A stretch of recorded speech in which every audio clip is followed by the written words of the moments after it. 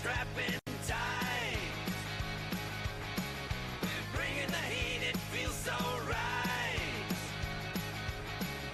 Lights are flashing, the crowd's in a roar. Get ready for action, it's what we live for. Electric vibes and the energy's on. We're taking the stage, it's time to get it on. 3 highlights, the thrill of the game. From the courts to the fields, you remember the name. Grab your snacks, settle in for the ride. It's game day, baby. Let's take it stride. Are you ready to rumble? The stage is set. With the lights ablaze and no room for regrets. It's hours of screaming. Adrenaline's popping. From the kick-up to the buzzer, the excitement is jumping. So grab your chest, let the games ignite. I said, see the games ignite. Bringing the thunder, it feels so right. It's the thunder, it feels so right.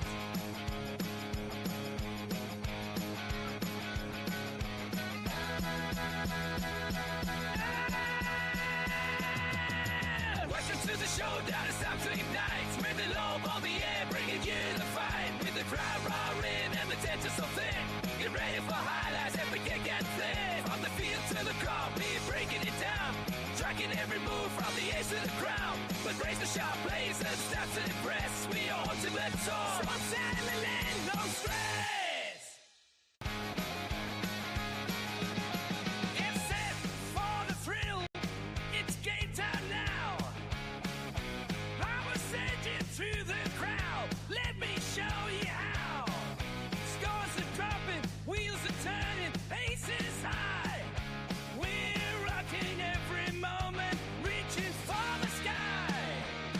So catch your breath and strap in tight. We're bringing the heat, it feels so right. Lights are flashing, the crowd's in a roar. Get ready for action, it's what we live for. Electric vibes and the energy's on. We're taking the stage, it's time to get it on. 3 highlights, the thrill of the game. From the courts to the fields, you remember the name. Grab your snacks, settle in for the ride. It's game day, baby. Let's take it stride. Are you ready to rumble? The stage is set. With the lights ablaze and no room for regrets. It's hours of screaming. Adrenaline's popping. From the kick-up to the buzzer, the excitement is jumping. So grab your chest, let the games ignite. I said, see the games ignite. Bringing the thunder, it feels so right. It's the thunder, it feels so right.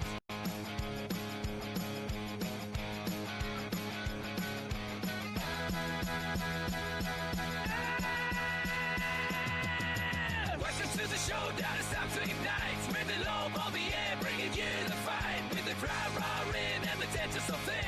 Get ready for highlights, every kick and flip. From the field to the crowd, we're breaking it down. Tracking every move from the ace to the crown. But raise the sharp blades and start to impress. We are ultimate tour. From Sandland, no stress. It's set for the thrill. It's game time now. I will send you to the crowd. Let me show you how. Scores are dropping, wheels are turning, aces high. We're rocking every moment, reaching for the sky. So catch your breath and strap in tight.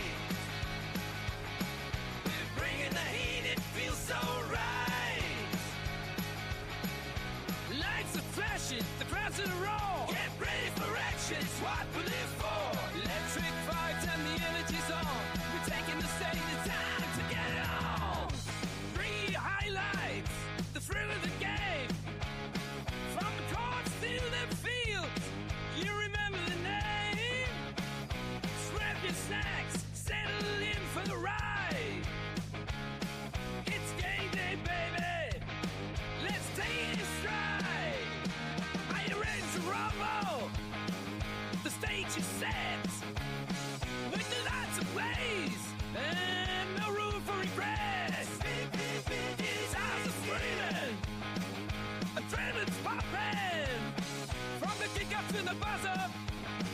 The excitement is jumping.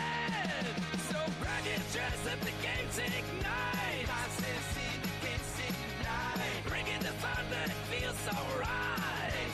Fun that feels so right.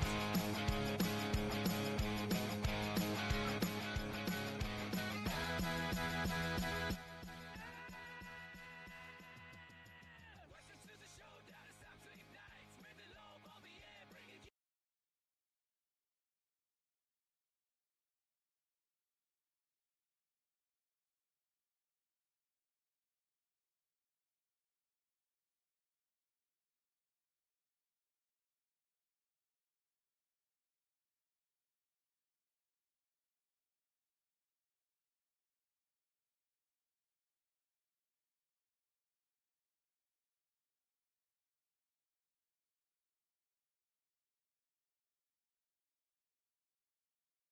There's going to be some new teams coming to Major League Baseball. Rob Manfred recently hinted at the league's expansion and realignment, which I now know aren't just words orthodontists use when their fingers are in your mouth. Very soon, we could see 2 new expansion teams and divisions changing to be based off of location. So this could be the new AL Northeast division, which is, this is an insane division. Nashville and Utah seem to be the leading candidates for new teams, and I want to be the first person to throw my hat in the ring to name these new franchises. I have a lot of ideas that MLB's probably not going to like it all. So what do you guys think? Are you for it or against it? I mainly just want it so I can see the new team logos. Just imagine a brand new design for MLB's newest team, the Utah Jazz. Get set for the thrill. It's game time now. I will send you to the crowd. Let me show you how. Scores are dropping, wheels are turning, paces high. We're rocking every moment, reaching for the sky. So catch your breath and strap in tight. We're bringing the heat, it feels so right. Lights are flashing, the crowd's in a roar. Get ready for action, it's what we live for. What is going on, my folks? Welcome to ROMA Sports. We go around the country and the world and talk sports. I'm AK, your favorite guy, and tonight the MLB playoff update is on the horizon. Also, is there an MLB expansion coming? And finally, are the Cincinnati Bengals only going to play with 4 players next season with their salary cap woes? But anyways, how you guys doing? Got my co-host here, Gargi Nabasa. What's going on? How are you guys today? Super psyched. MLB playoffs heating up. We got week 0 coming up in the NCAA football, and the big boys, the NFL, on the horizon. Absolutely. Nabasa, what's up? You were so close to getting soda out the nose. So close. You guys want to know what goes on behind the scenes here. But anyways. No, it's just all the debauchery. You know that. Oh, absolutely. Absolutely. Well, if you do want to know what goes on behind the scenes, go to riseofmiddleamerica.com and check out our lineup of podcasts from history to news, pop culture, true crime, and sports. We now have a show for all your needs. Join our Discord where all the magic of ROMA Sports unfolds. Want to be a podcast host, producer, researcher, or writer? This is a launch pad. Hit the top of the page for all of our socials and scroll to the bottom, the latest in Roma merch. Is it going to work this time? Is it going to work? Yes, it is. Look at that. Bingo. We got our new drive-in shirt for our drive-in show. That's on Tuesday nights at 10:20. Man, he's going to be great. But yeah, if you want to help support us, help us with our merch, or you can go down to the bottom of the page where there's a PayPal link where you can make a monetary contribution to help us keep the lights on. We've got a lot of things coming up. Like I said, we've got the conspiracy show coming. We've got a documentary coming out next month. And yeah, doing well for everybody. So please like, comment, and subscribe and join us. Thank you guys very much, everybody that comes in and sees us. I think it's time for First and Furious.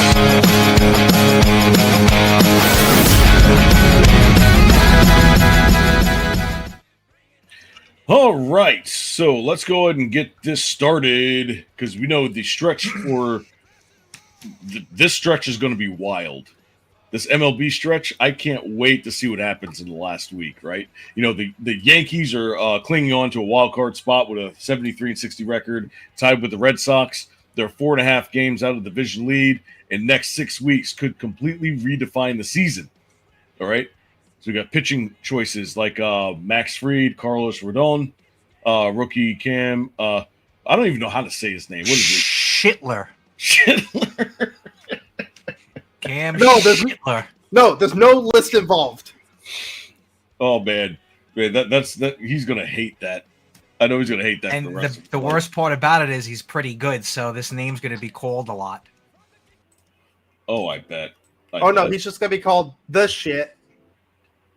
Something like that. But yeah, so of course you got in the NL, you got the Dodgers. They clawed their way back from a July swoon, and now they're within striking distance of a playoff seeding, thanks to a key series win. They're fending off contenders. They've fended off the Mets, the Reds, the flawed Padres. bullpen and lingering injuries. So let's go ahead and get to it because let's start with the AL. Detroit Tigers, obviously, at the top here. Then you've got the Toronto Blue Jays leading the AL East, Houston Astros with the AL Central. All right, and then of course the Red Sox, Yankees, and Seattle Mariners. Man, the AL East is stacked at the top. Yeah, I mean, you know, we got a lot of good teams in this division. So, you know, let's keep the division as it is, you know what I mean, going forward. But we'll get to that later on. Listen, the Yanks are starting to heating up.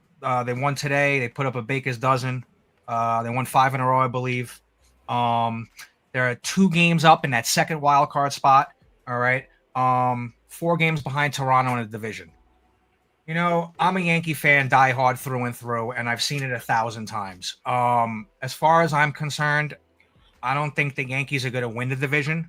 I think Toronto is going to hold on, but I think the Yankees are going to make some noise in the playoffs. So don't sleep on the Bronx Bombers.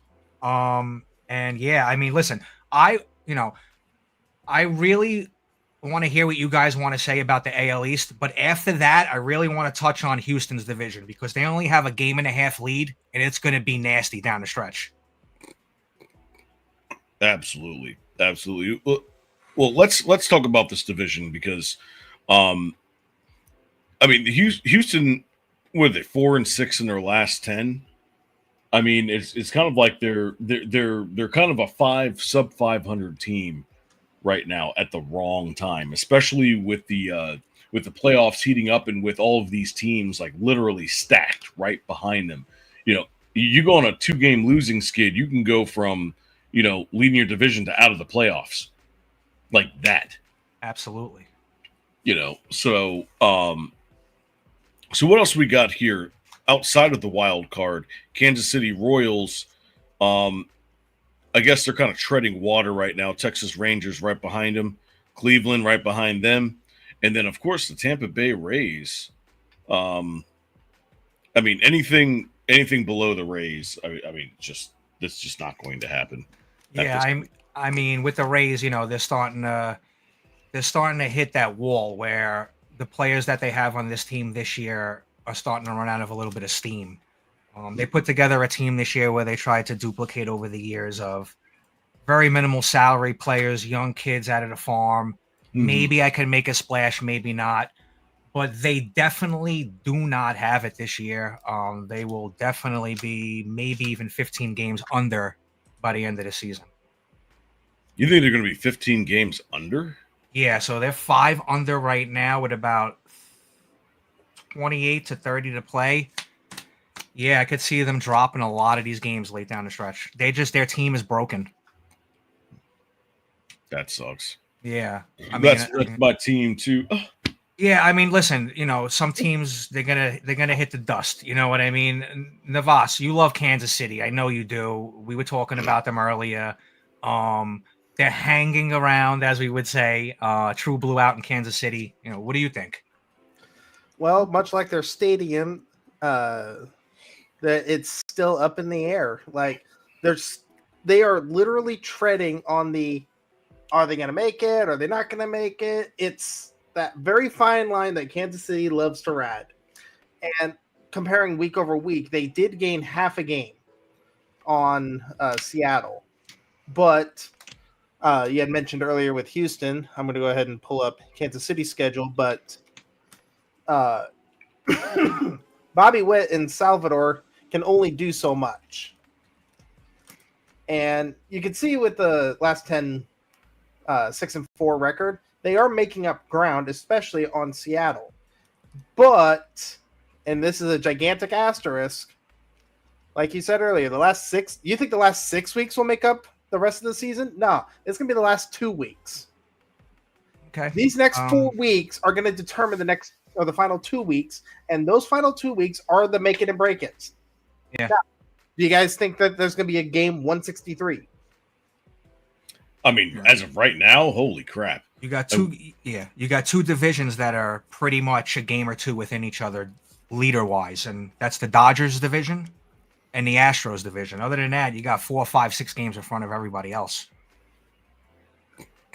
Yeah, and then speaking of Kansas City, I mean, they're going to need to win, and they're also going to need help. Somebody's going to have to lose. Somebody's going to have a skid at the end of the season, and they're going to have to backdoor their way in.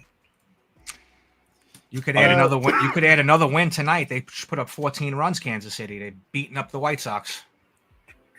So I'm looking at the Kansas City schedule, and to close out August, they have the 28th off. Yep. And then they've got a pivotal series against Detroit. But it's in Kansas City. That's a money series right there. You know everybody's going to be at those games. That's a good series. That's a really good series at the right time. Yeah, that's a season. Clubs. I will tell you right now, that series, Kansas City versus Detroit, is going to be a make it or break it series for the season. Because number one, you see Kansas City's record against teams over 500. It is abysmal. Yeah. But 29-40. But you see their home record, 36-30. Got to represent at the cough. Pretty much. So, Kansas City, just looking at their schedule, they've got, after Detroit, they've got the Angels, Twins, Guardians, Phillies, then another pivotal series against the Mariners, then the Blue Jays, and then close out the season with series against the Angels again and the Athletics. Angels and Athletics, and those aren't a cakewalk either. No, they're not. Somehow, in some way, the Los Angeles Angels are a literal trap game every game. Yeah, and then the Athletics just so happen to have the hottest hitter in all of August for some pixie dust forsaken reason. It's funny because you're going to play the Angels. The Angels are coming in. Oh, look at their record. They're horrible. You have to remember they have Mike Trout. You know, he's playing this year. He could easily beat you one night after another. You know, Mike Trout is still Mike Trout. So you can't sleep on these teams. And, you know, for you non-baseball fans that know or even know what's going on with rosters and stuff, in September, they call up they call up guys for the minor leagues and they expand the rosters. So these young kids are hungry. They want to show what they have and they want to play on these scrub record teams that are going to pull up these kids and they're actually might be good. So can't sleep on the scrubs down the stretch. No, absolutely. Now let's move on to the NL. We've got the Milwaukee Brewers that are just destroying everybody. Like, and they're still going. I mean, they're 5-5 in their last 10, but I mean, they're over 500 at home. They've got 45 wins. Like, it's just what else? At this point, they really don't. They can coast and rest their pitchers and do whatever they need to do because they're about 2 wins away from securing a playoff spot. What do you guys think? Yeah, you could put the lock pad on that. You know, the master lock is going to lock up the division. Bernie the Brewer is representing. The Brewers are on a vendetta. I told you this a month ago. They got knocked out last year by the Mets and Pete Alonso on one swing in the 9th inning. They should have been there against the Dodgers or the Phillies or whoever the Mets played. Mhm. But the Brewers is a whole different entity.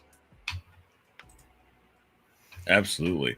Who else we got? So we got the Dodgers right behind it with the Phillies. They're fighting for the 2nd seed right now because ain't nobody catching Milwaukee. And then of course Chicago, who I think are in the same division as Milwaukee, aren't they? Yes. So I'll say that a few weeks ago I said that overall Chicago would be my dark horse, especially if they can get the pitching back up and running and they're able to go toe-to-toe against Milwaukee. Well, turns out Chicago knows how to get things back up and running eventually. Absolutely. But no, 20 games over. Yeah. I'm looking at the wild card and I am brokenhearted just a little. Not as much, but just a little. I'm brokenhearted because of Cincinnati. I know, it's starting to twinkle away. I was just about to say that because I mean the Mets all of a sudden went on a hot streak after that 13-game losing streak. Yeah, Phillies came in and they had to say, "Hey, this is it. We're either gonna get embarrassed at our own place and our fans are gonna disown us, or we're gonna beat the Phillies just like we did last year in the playoffs. Let's go." So that's what they're doing. And it's completely unfortunate that Cincinnati, just when the New York Mets finally pulled their heads out of their butts, they have to be in a series against the Dodgers. You know they'll be there. LA is always there for some reason. Oh, I never said they weren't. I'm just saying it's unfortunate timing. Absolutely.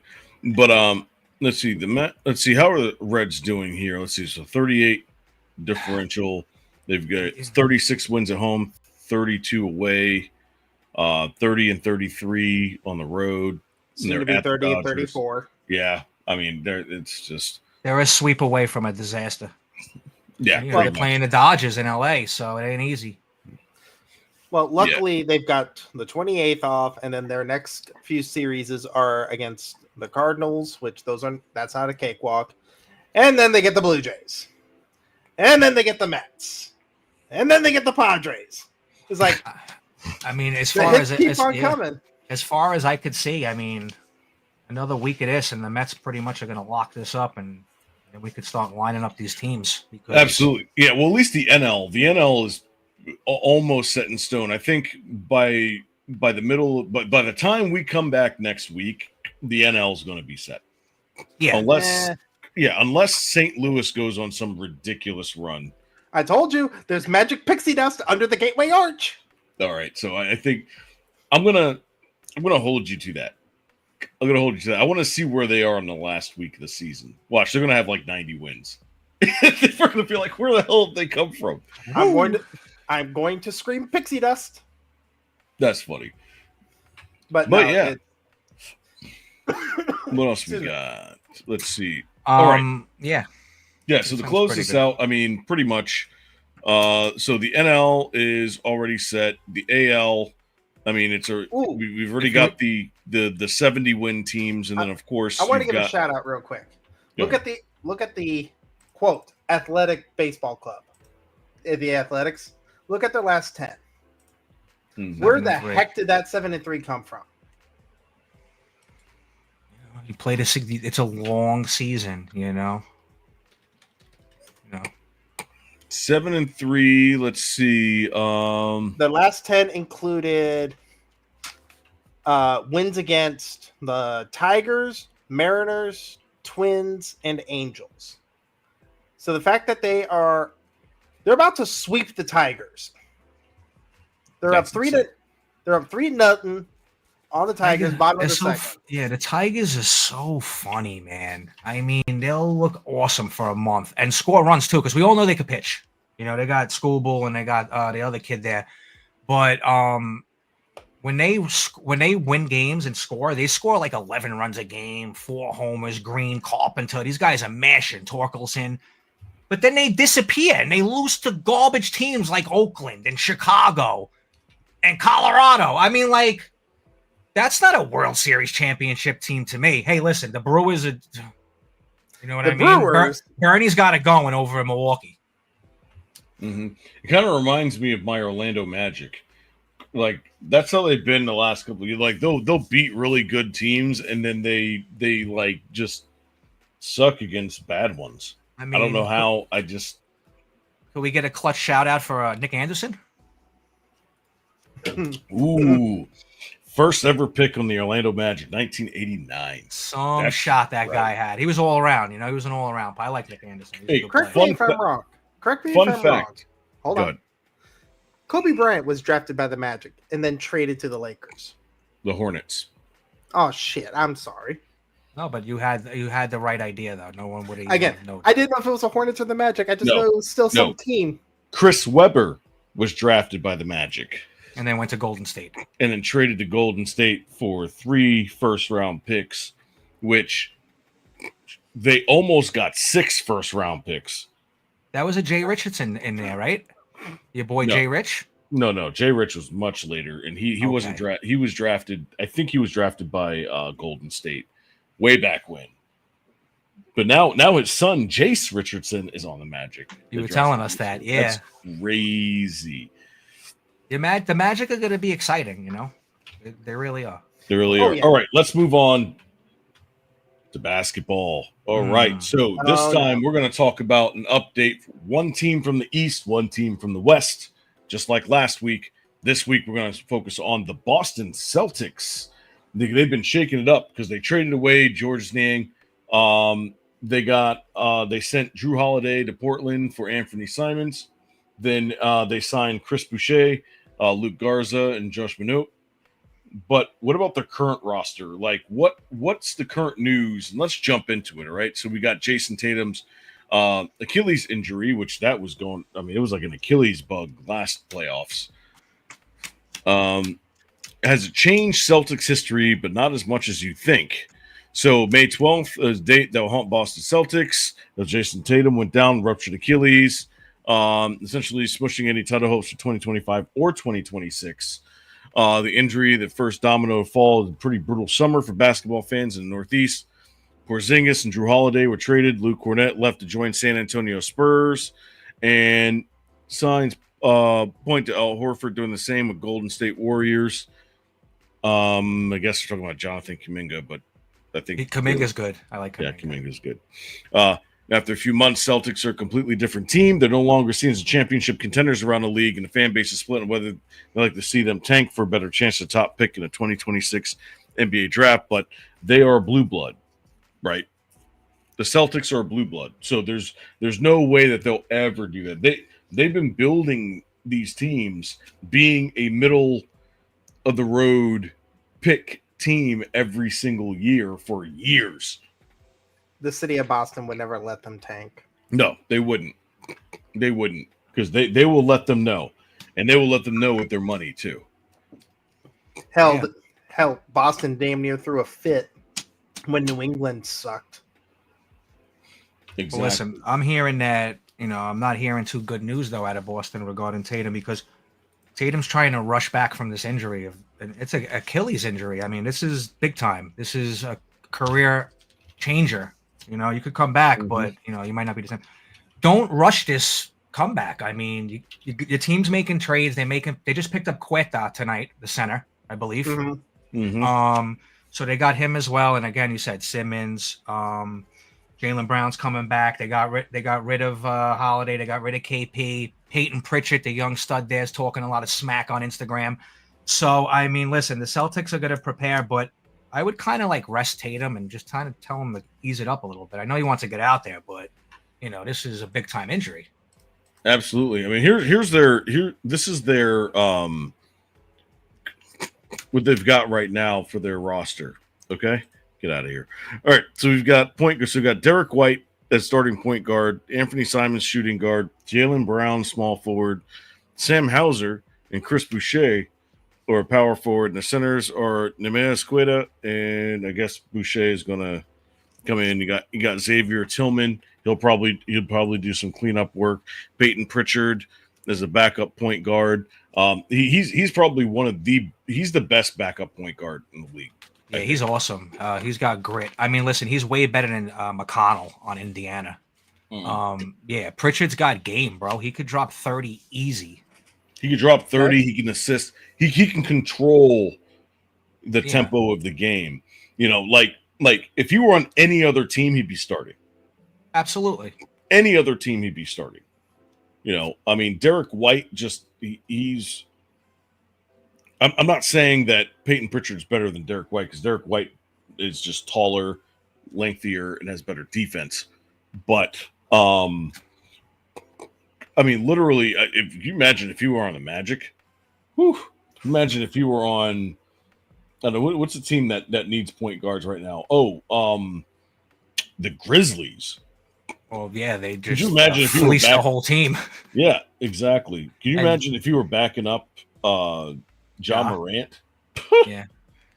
You don't know what you're going to get out of him because, he might get in trouble again. But if we look at this, it looks like they kind of took a step back a little bit, Boston, but they still got their quasi main three besides Tatum. So this is what tells me this. Coaching is going to have to be the main source of the Celtics this year. This is great for the Knicks. I mean, come on. Listen, Tatum, sit out 26. Let's play this team, and that's the bottom line. You know what I mean? Let's go. Okay.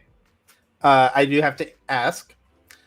So, number one, how long does it normally take for an Achilles injury to fully heal in the NBA compared to the NFL?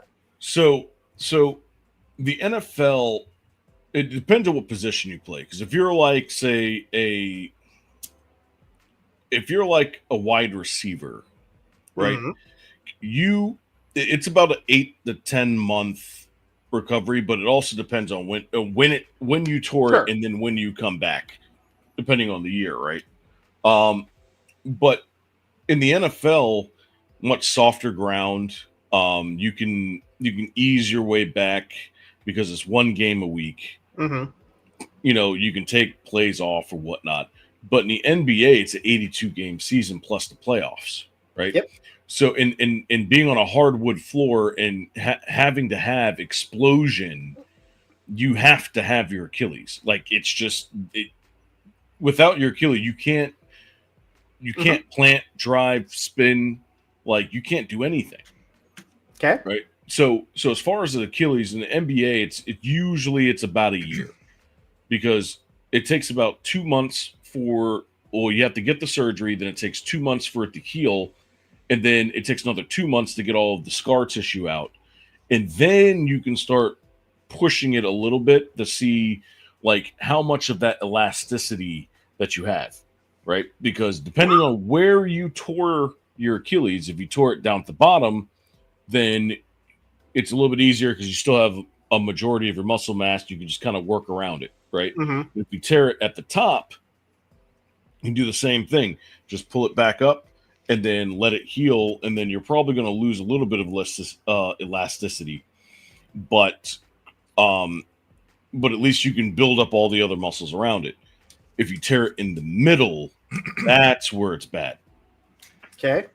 Yeah. So yeah, I mean, this sounds like this does not sound like a short story. The longer you tell me about this injury, the longer I could see it's more serious, and it's going to take some time, right, Navas? I mean, this is crazy.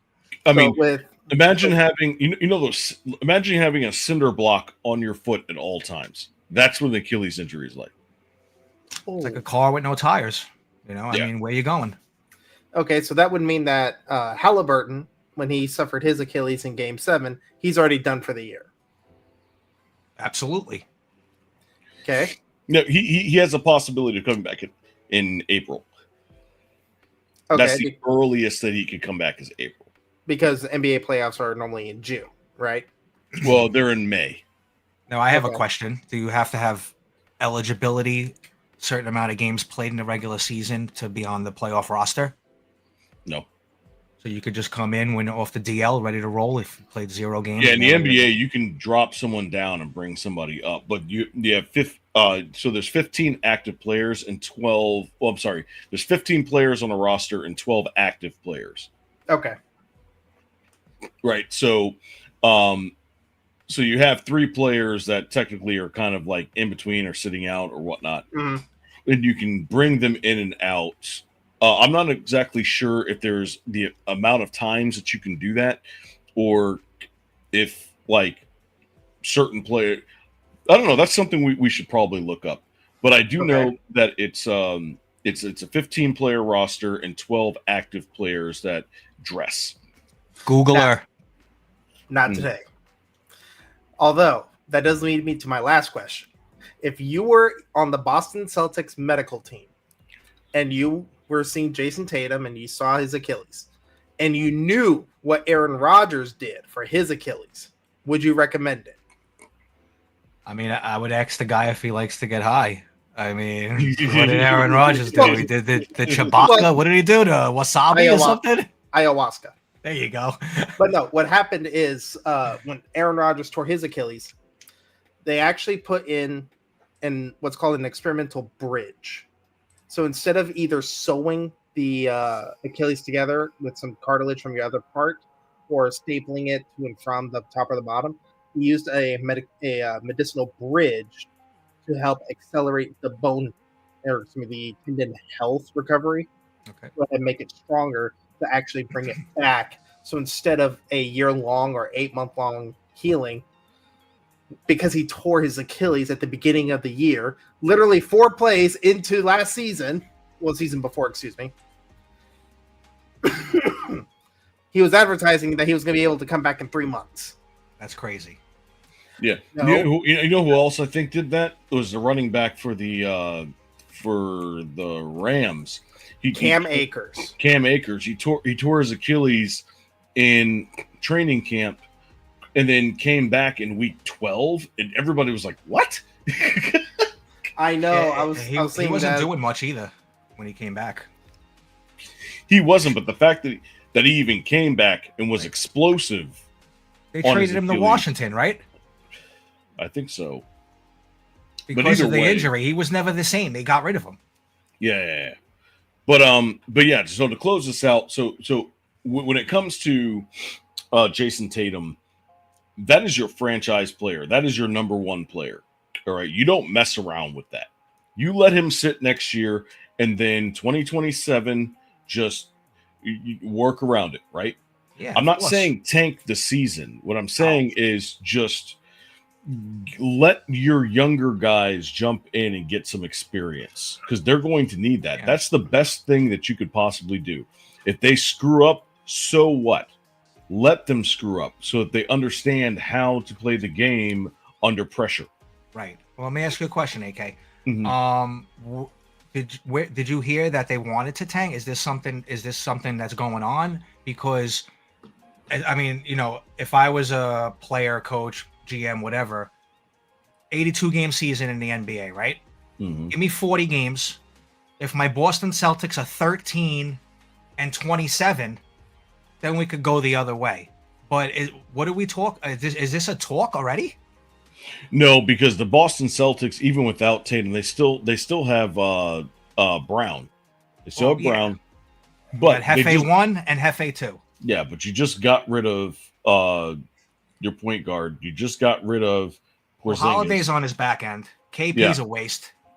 Yeah, Holiday was drafted. I mean, Holiday, he's in his 15th season, isn't he? I remember him when he had a brother on the Hawks. These guys were all over the place. There's 3 Holiday brothers. One was on the Pacers, right? Mm-hmm. These guys are awesome. The Holiday brothers, they could ball.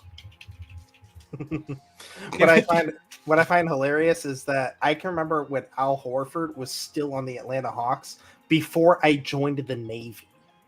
Wow! In 2012. Oh, I got an Al Horford NBA player style doppelganger. Carlos Boozer. He was drafted in 2009. Holiday. So he's in his 16th season. Super veteran, polished, championship clubs. You know, good guy. You never hear anything bad. He's a pro. Yeah, but he doesn't really get injured. He's a solid accepts player. The roles that he takes too. You know, because the Boston Celtic, you're not going to be the focal point there. Yeah, you'll bring the ball. He's a tall, strong point guard at 6'4". He has great court vision. He knows how to run the break. It's exactly what you need. You know, he kind of reminds me. He's like a bigger. Andre Miller. Okay. Andre Miller from the Grizzlies? You remember Andre Miller? I do. Yeah, and no, he used to back up. He was on the Blazers too, right? He was on Blazers. He also was on the Denver Nuggets during he the had Carmelo some jump Anthony. shot, that guy. He did. And the thing is that he quietly is in the top 10 in assists all time. Really? Now, Navas, Andre Miller, what college? Not a clue. If I had this, I would want to say Indiana, but maybe Marquette. Oh, God. Andre Miller? Andre Miller. First thing that comes to mind is Georgetown. Andre Miller, let's see. Graham School, 49, point guard, education. Utah. Whoa, way out whack. Yeah. He was in Utah. He was a Ute. He was a Ute. My goodness. You know, if we want to go ahead and talk about teams that are completely changing their franchise and from one season to the next, you got to start talking about Houston, man. And Houston, the Rockets, they are a prime example of how much bean counting that goes into team management. Okay? Lots of beans. Oh, the accountants in any sport get paid the Boku bucks to balance everything under the salary caps or... I'm Navas. Yo. Hey, Ute. Yo, what is a Ute? A Ute? Two Utes. A Ute? Now listen, Navas, let me ask you a question. Well, I was going to answer your question first about what is a Ute. Go ahead. Ute, excuse me, is a Indian Cactus? member of the Ute tribe. Oh, okay. They were Anyway. they were primarily in Utah, what we call today. Yes. What are the Rockets doing? Let's find out. The Houston Rockets started free agency by renegotiating Fred VanVleet's contract from $42 million last season to just $24 million, which significantly lowered their salary cap for next season and put them well below the second apron. They also re-signed Jeff Green, Jayshawn Tate, and Aaron Holiday, all at the minimum, providing them with even more cap flexibility. But it was on the morning of Game 7 of the NBA Finals when they made the big move. They traded Jalen Green, Dylan Brooks, the number 10 pick in the draft, which became Kaman Maluach, and multiple second-rounders to the Phoenix Suns for Kevin Durant. And if that wasn't enough, they also poached Dorian Finney-Smith from the Lakers for a very reasonable contract. And then they bolstered their front court depth even more by bringing back former Rocket Clint Capella. Oh, and they also gave Jabari Smith an extension, but that doesn't kick in until after next season. So anyways, unless they make any more moves, the Rockets are already over the luxury tax and just under the first apron heading into next season after their whirlwind free agency. Hold on. Let's go back there for a second. Boom. Okay. This reminds me of a diner that you would go to, and a diner or a restaurant would have a menu with a lot of items on it, which means the food is not fresh. And you're gonna probably run into something bad. I see a menu with a menu with a lot of items here, and the first item up I do not like. I think he is washed up. They gave away 5 future first rounders. They gave away Jalen Green, who was he was like the Michael Jordan of the Rockets. I mean, what are we doing? Well, the thing is that Kevin Durant's got about 2 good years left. All right. And he's under contract after this year, so he's not even a Rocket next year. Are you sure about no? Because I think this is the last of a 4-year deal. I thought he had 2 years left. So they're discussing a 2-year deal between 100 and 120 million. Jesus There's no Christ. extension yet, and he's in his last year of a 4-year, $194 million. That's the Brooklyn Nets are writing a check for. So. Oh yeah, so that's probably why they're able to do all of this, because a lot of people don't understand that. Like there are certain clauses where when they trade teams, especially if they are a great player on a team that's on a downward path, they will trade them away, but they know that they're not going to be able to get what they want back unless they take on salary. It's like a third of a penny on a penny, exactly. Yeah, so exactly. is that what they call dead space or dead cap? No, dead cap is a little different. It's almost there. Dead cap is a penalty that you get for releasing a player too early. Okay. right? So there has to be a penalty for releasing somebody that's under a guaranteed contract. Okay. To minimize your guaranteed salary and try to scheme your way for another guy. Yeah, exactly. So, Oh, but as far as this is concerned, Kevin Durant's got about 2 more good years, and I mean the last 3 years, he has literally been the greatest shooter of all time. Right? I mean, he's over 50%. I mean, I think he's almost 50% from 3, and it's like nobody can guard him. I mean, I think he's going to get there, though, because I think as the years go on, I think he's kind of getting one-dimensional, where he's shooting the ball a lot from far. I mean, do you see him going to the rack with authority or some type of like under scoop? It's not even about authority. He can hit a shot from anywhere on the court. And the thing is, nobody can block him because he's 7 feet tall. Yeah, he is super lanky. Right? So he's figured out how to extend his career by just being able to get the shot up before anybody can block him. Right? And I mean, he's got an ability, especially inside of the 3-point line, where there's nothing you can do. Like he does fadeaways. He's able to do spin moves off of a dribble, off of a counter move, off of whatever. And it just, the ball goes in.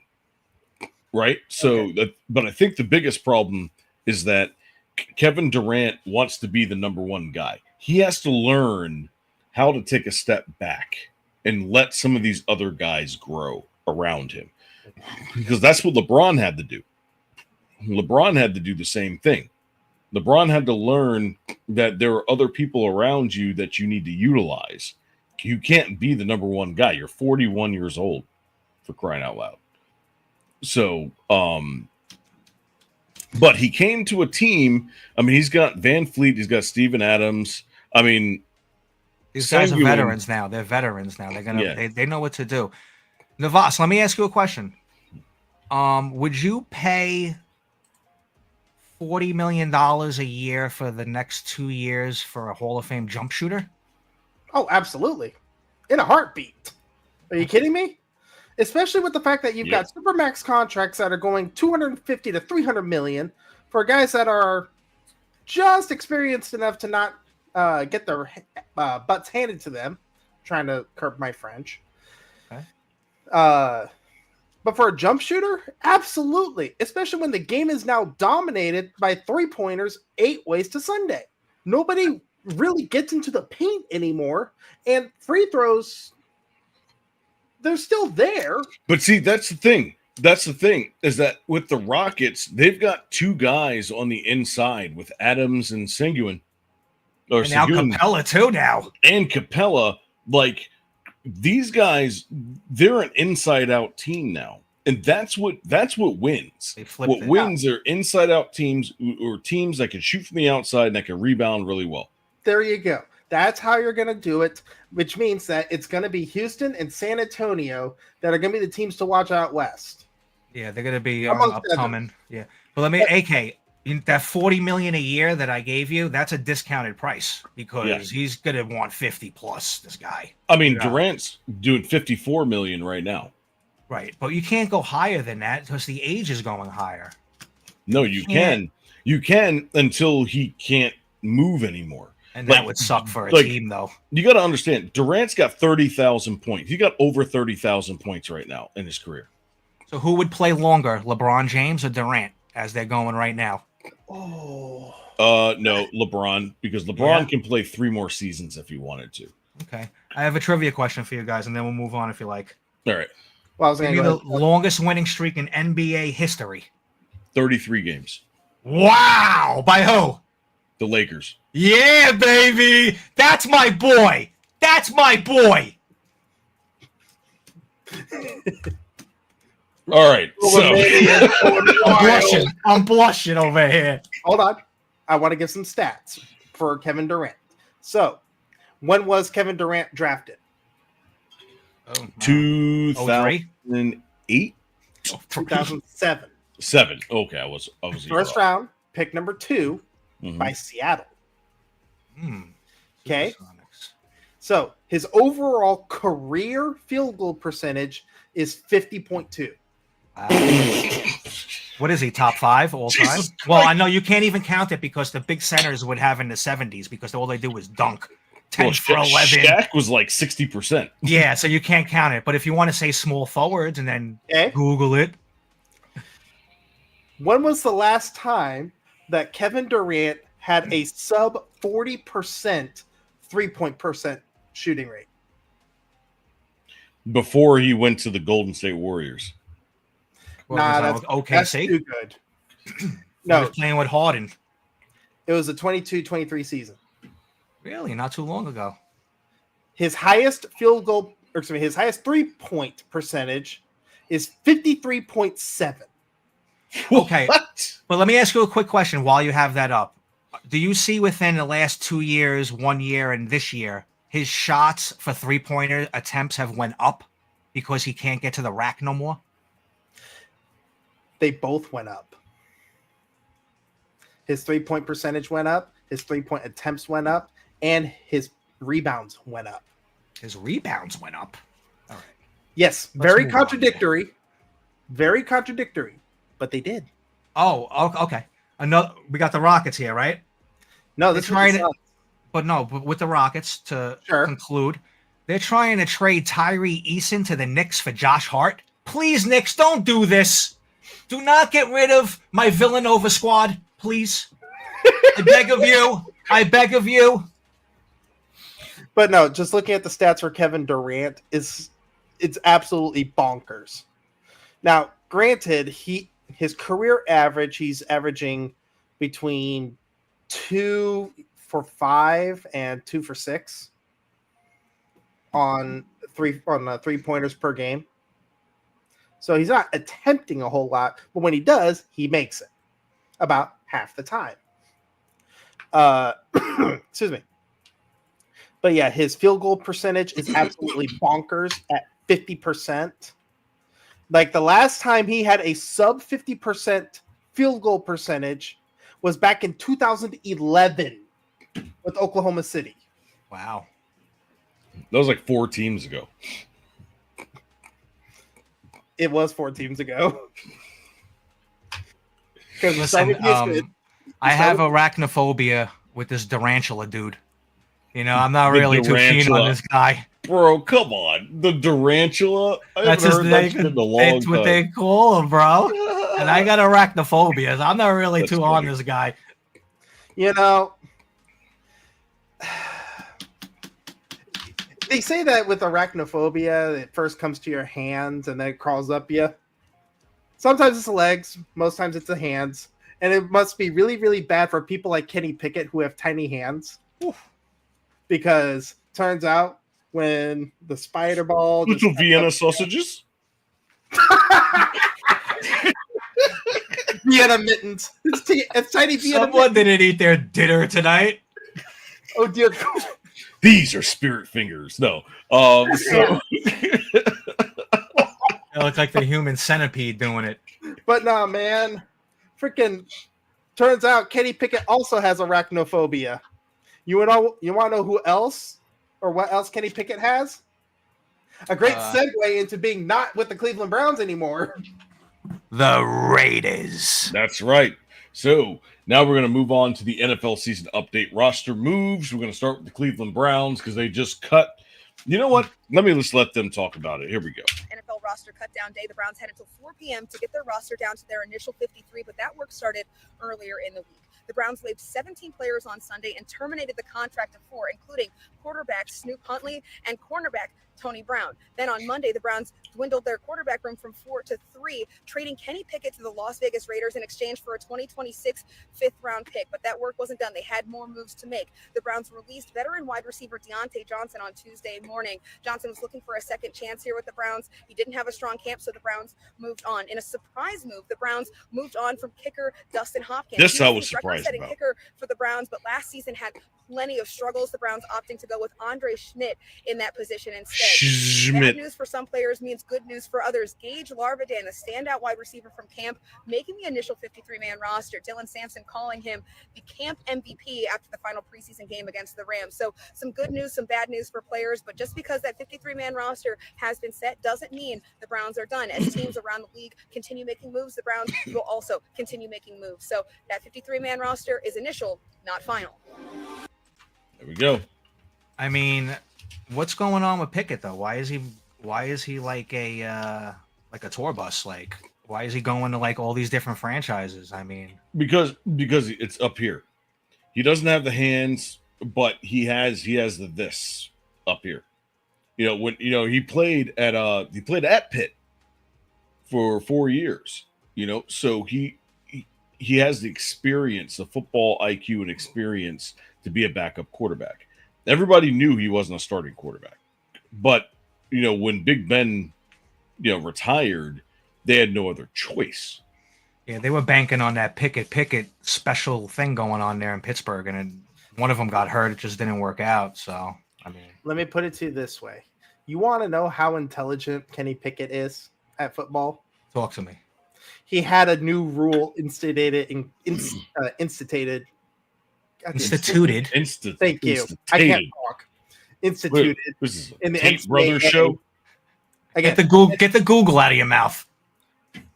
Must be Right. that green. Must be that green something that gets thrown around. But no, instituted. Kenny Pickett had a new rule instituted in his name in college football after doing a fake slide in a bowl game against Wake Forest. Oh yeah, I remember that where he was like Exactly. Yeah, I remember that. Oh. The fake slide. So Yeah, just but telling you that Kenny Pickett, he does have the intelligence. I believe that he's going to be a journeyman quarterback through and through, akin to Fitzpatrick, just without the size. Magic. yeah. Yeah. I mean, back up like journeyman quarterbacks, like literally sit behind top tier quarterbacks. Yeah. And all they do is just sit on the bench and make money. Yeah, That's it's like all they do. it's like collecting crumbs. They collect all the knowledge, they put it in their pocket, sitting there for years, and then when they it's their become time, head they coaches. explode, or head coach it, quarterback coach, and Right. become part of Super Bowl winning teams. Yeah, Franchises. because you also got to remember that Deshaun Watson, he's going to start the season on the physically unable to perform list because he re-ruptured his Achilles. Handsy. There's that Achilles again, and is going to sideline him for at least the first 4 weeks. But you re-rupture your Achilles, especially one you just tore. You're done. Yeah, and no girl masseuse is gonna give him a massage to help him. So I mean, he's kind of on his own here. Careful now. It's kind of hard to tell the difference between Deshaun Watson and Justin Tucker.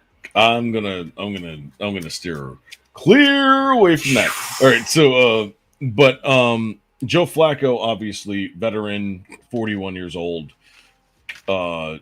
He's stepping in with the 2 rookies. All right, so we got Dylan Gabriel and Shadur Sanders. The Browns almost look like geniuses right now with what they did, because if for some reason Joe Flacco can't cut it, which by the way, he went 5-1 with them as a starter. Yeah, and in his career So, as a like- week 1 starter, he's 9-6, I believe, as a Right, career right. week 1 starter. So you got the guy riding the ship, Yeah, so that's because he's seen every defense known to man. So he's going to know what to do at the line of scrimmage. He's going to know how to slide his protections. He's going to know how to protect himself. He's going to know when to throw the ball away when he needs to, because he's not going to run. Because every time he went for a run, everybody holds their breath, because when he went against Miami that one year and they nearly took his head off. Yeah. So if you let's say you are watching a different game this weekend and you happen to tune into the Cleveland Browns at the half, and they're showing highlights and they show Joe Flacco with a clean uniform, which I'm probably going to expect because it's 1-2 and go. Mm-hmm. Teams are going to be in trouble because this guy's going to hit people for yards and they're going to score points, man. Look, I'm sorry, man, but urinating tree calls him best. He's checked out Flacco. Checked out Flacco. Because all that Flacco does is check downs. He's waiting for his offensive coordinator position, for the Steelers. Oh, the second that offensive Give me the coordinator clipboard. pops up- I'm ready. Oh, yeah. Where's my retirement papers? I can He's gonna sign. go on the field with the clipboard. Like, all right, guys. So that's cover 2 robber defense, and we're gonna have some fun. No, Cover Go 3 get spy. it, kid. exactly. All right, let's move on to our second team, the Washington Commanders. Let's go. It is cut down day across the NFL as we get closer and closer to the official regular season. All right, so were there any surprising players released by the Commanders? Team insider JP Finley shares his thoughts on the moves. Busy day across the NFL as all 32 teams have to get their rosters from the 90 men that are on training camp rosters all the way down to 53 for the regular season. Keep in mind, though, the teams can also carry up to 17 players on their practice squads. So when these teams get ready for the regular season, it's really about a 70-man team they can pick from, elevate practice squad guys on Saturday night if they need to. For the Commanders, the big news has already happened. Brian Robinson got traded to the San Francisco 49ers last week. And then Terry McLaurin, the team's star wide receiver that was going through a serious contract impasse, agreed to a new 3-year contract extension on Monday. So most of the big matters for Adam Peters and Dan Quinn had already been settled. Of course, with roster cuts does mean some notable names. Cleveland Farrell was on the squad last year. He was a high draft pick, a top 5 draft pick back in 2019. Farrell was a defensive end. Now, he was charged with setting the edge in the run game on defense. Unfortunately, he didn't do it that well, and this year in the preseason, it was pretty apparent Farrell wasn't in the long-term plans. One headliner will certainly be Sam Hartman. Wasn't the best preseason for Hartman, but he has been released, though many expect him to be signed back to the practice squad. Remember, last year Hartman was on the practice squad for the full season. Sometimes the quarterback room isn't just about who can play. It's also about who fits in and helps the quarterback room work throughout the season. Hartman and Jaden Daniels are close friends, and everybody on the team loves Sam. There could be a ton of flux.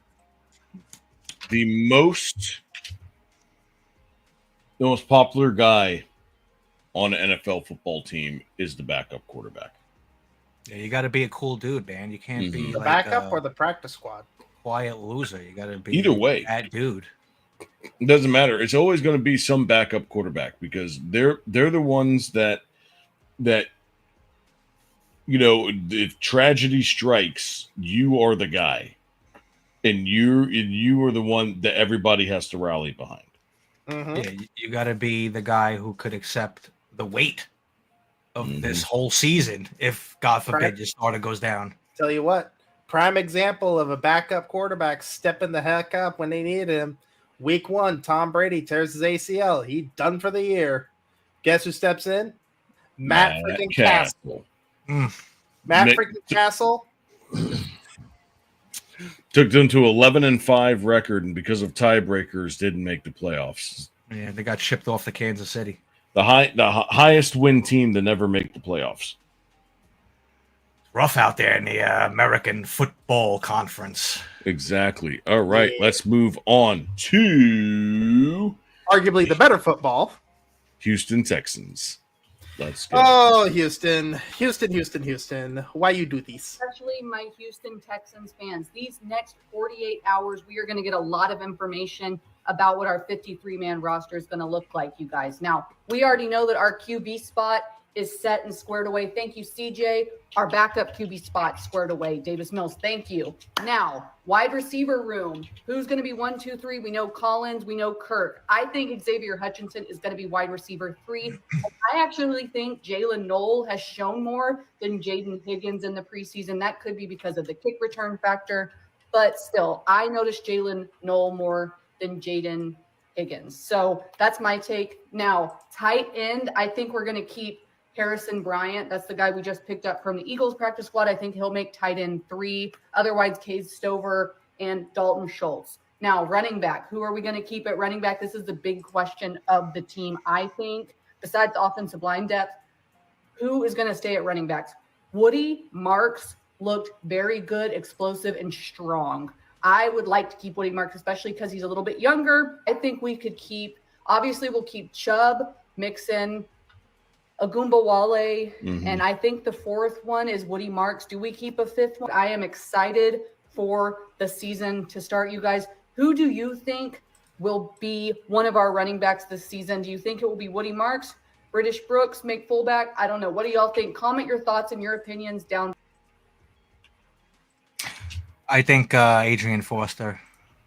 Arian Foster. Arian Foster will be their running back this year. Okay, smart mouth. But All right, no, so let's go ahead and jump into I did want to make Houston one Texans. Go ahead. I was going to, okay, I didn't know we were going to stay here. But long story short, big thing is Joe Mixon. He is on the physically unable to perform list. The poop. Meaning he cannot start or play any games until week 5. Correct. That is correct. Because of a, I believe it's a knee injury. Now so the Bengals get rid of Mixon, which they really want to focus on that young kid they have there. Brown. Yeah, because they're running like that West Coast style. I like this pickup for the Texans, regardless of how long he has to wait. The Big Texans thing- remind me of the best 8-8 team ever. I mean, you know. And considering that they play in the AFC South, that 8-8 becomes 11-7. It's gold. All right, so let's see. We got Al Shahir. He's back. He's going to be a monster this year. Will Anderson. Will Anderson. Will Anderson is one of those defensive linemen that I'm not going to compare him to J.J. Watt or T.J. Watt. No, that is just too far up there right now. But easily, rookie year Jadeveon Clowney, rookie year Mario Williams, like easily.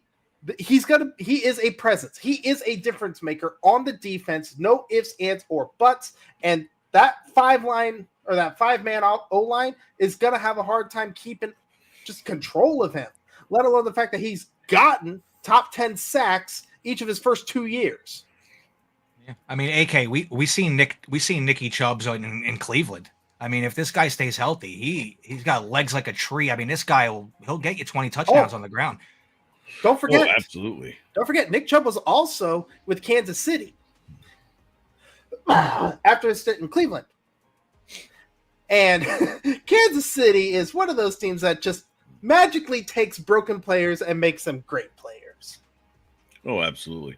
So let's see here. Let's see. Will Anderson Jr. Let's see whether Braxton Berrios makes the team. The ex-Jet, ex-Dolphin. Ex-Jet and Dolphin. Yeah, he stays in the AFC. Look at that.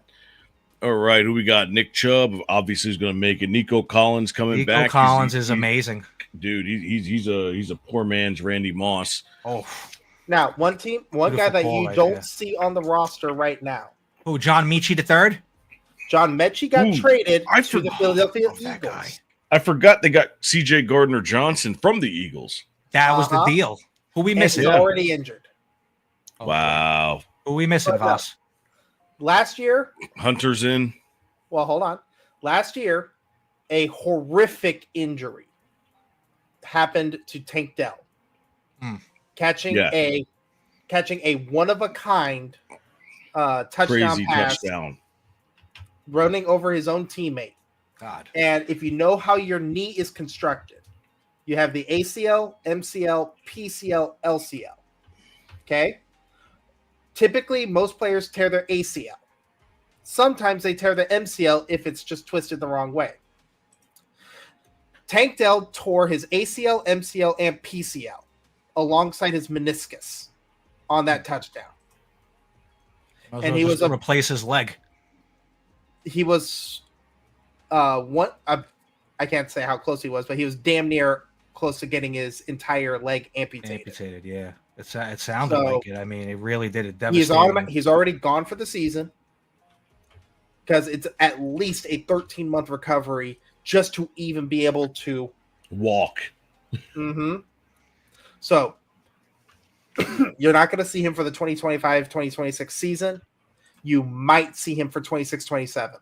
But the fact that I don't think he's coming back. I just the Tank Dell is 170 pounds soaking wet and playing in this league, and he already broke his lower leg last year, came back, and then this happened. I mean, it's just I understand it's a freak injury. I mean, guys, this was. I'm going to tell you right now, if you are squeamish, please look away. I'm starting this in 5 seconds, but. A guy that size, he's just that's the risk that you take in the NFL. I mean, between this and Alex Smith, remember? Oh no, Alex Smith was much different because he was pulled forward and somebody hit him in the leg. I think his bone came out right of his leg, like the shin. Yeah, it was really bad. Oh. Yeah.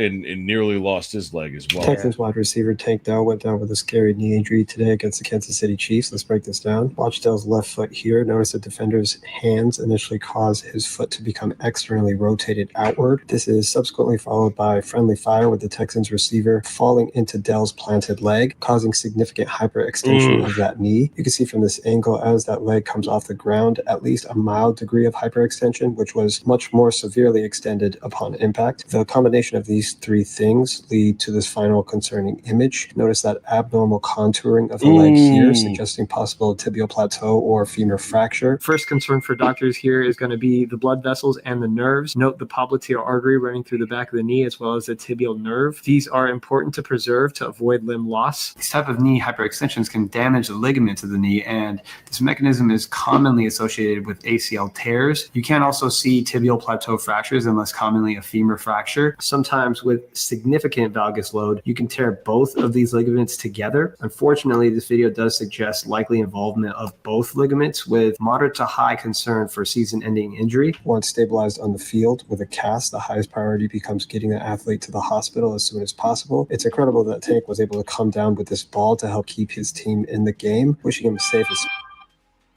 Yeah, it's just. In the name of the game, you put your body on the line. You do, and I've sprained my MCL riding a bike. It like even that I was crying just on a sprain. For me, I've gone ahead and slipped on black ice coming out of my apartment, and for me, I have a little front porch that goes zzz, zzz, zzz, and I slipped in my bottom of the knee, managed to wedge right into that corner. Mm-hmm. And I swear to you, I was screaming every expletive in the open air for like a solid 5 minutes just because that meniscus got pinched that bad. Yeah, for me, I had a torn rotator surgery. Football, baseball injury. Got the whole thing done. But when I was younger, for you people who don't know me, I flew through a windshield in a car accident.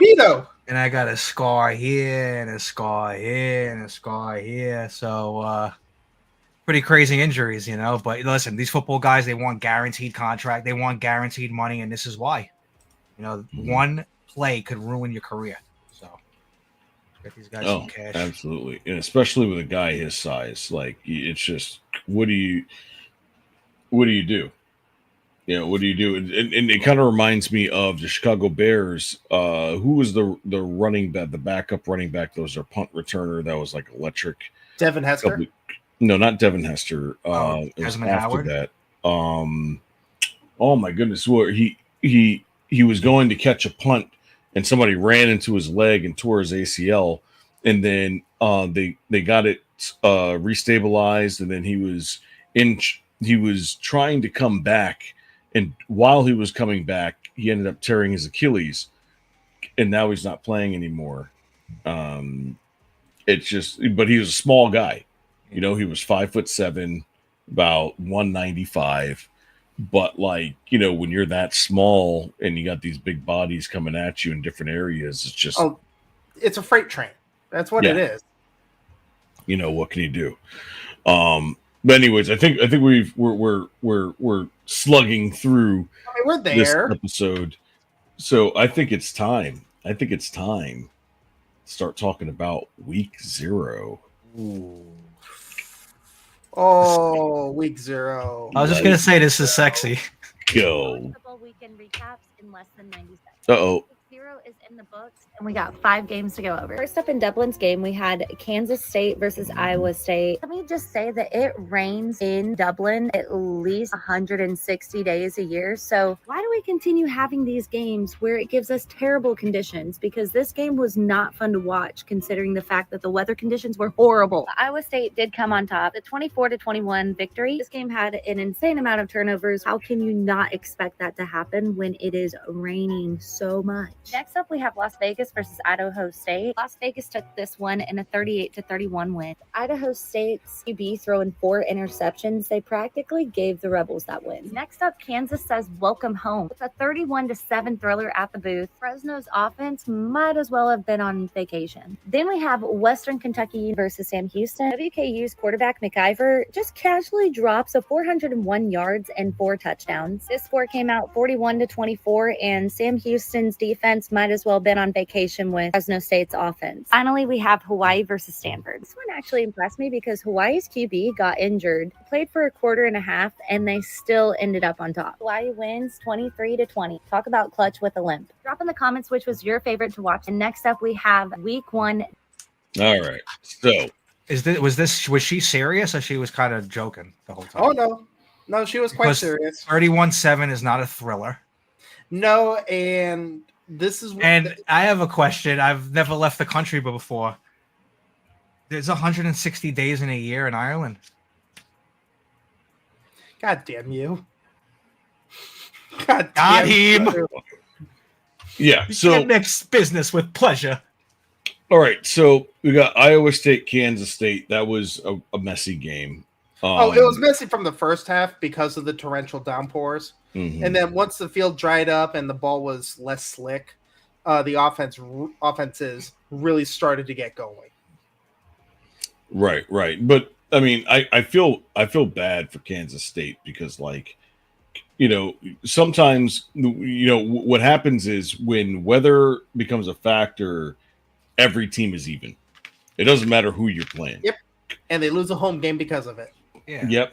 That's It could be Alabama versus Kent State, and if it's raining like that, it's an even game. Pretty much. And this is the first time that the NCAA is going to voyage out to other countries. No, this is not the first. It's not the first. No, this has actually been going on for at least 3 or 4 years now. Because Oh, last wow. year, I've been in the doghouse on that. Well, hold on. So last year it was Georgia Tech and Florida State, where that game was actually not raining, and Georgia Tech beat Florida State at the time. I think Florida State was ranked. And then we come to find out that Florida State last year was absolute garbaggio. And then the year before that, I'm pretty sure it was Navy versus Notre Dame, which that kind of makes sense because it's Notre Dame. But with this international, I mean, don't you think it's a little bit easier and just a little bit more easier for the NFL or the NBA professional players to go and travel and get that out of the way compared to like these young colleges and these college kids going out there now and doing this too? Don't you think it's going to be a little rough doing that? No. And I say that with regards to the fact that there are teams in the NFL that would go play an international game on a Sunday and they go play Thursday night. I just feel like the colleges, like they got to line them all up and make sure everyone's there like a fire drill. We're leaving the country. We got, everybody stand, back to back. You know what I mean? Like, I just feel like it might be a little easier just for the pros to do it only. I don't like them sucking into colleges for this too. Well, this is also where you get into the entire mentality of what does it mean to be a college football team in the modern era? Because now with NIL, you're basically having a whole bunch of teams that have and the have-nots. They're not in the league. You're not in the league.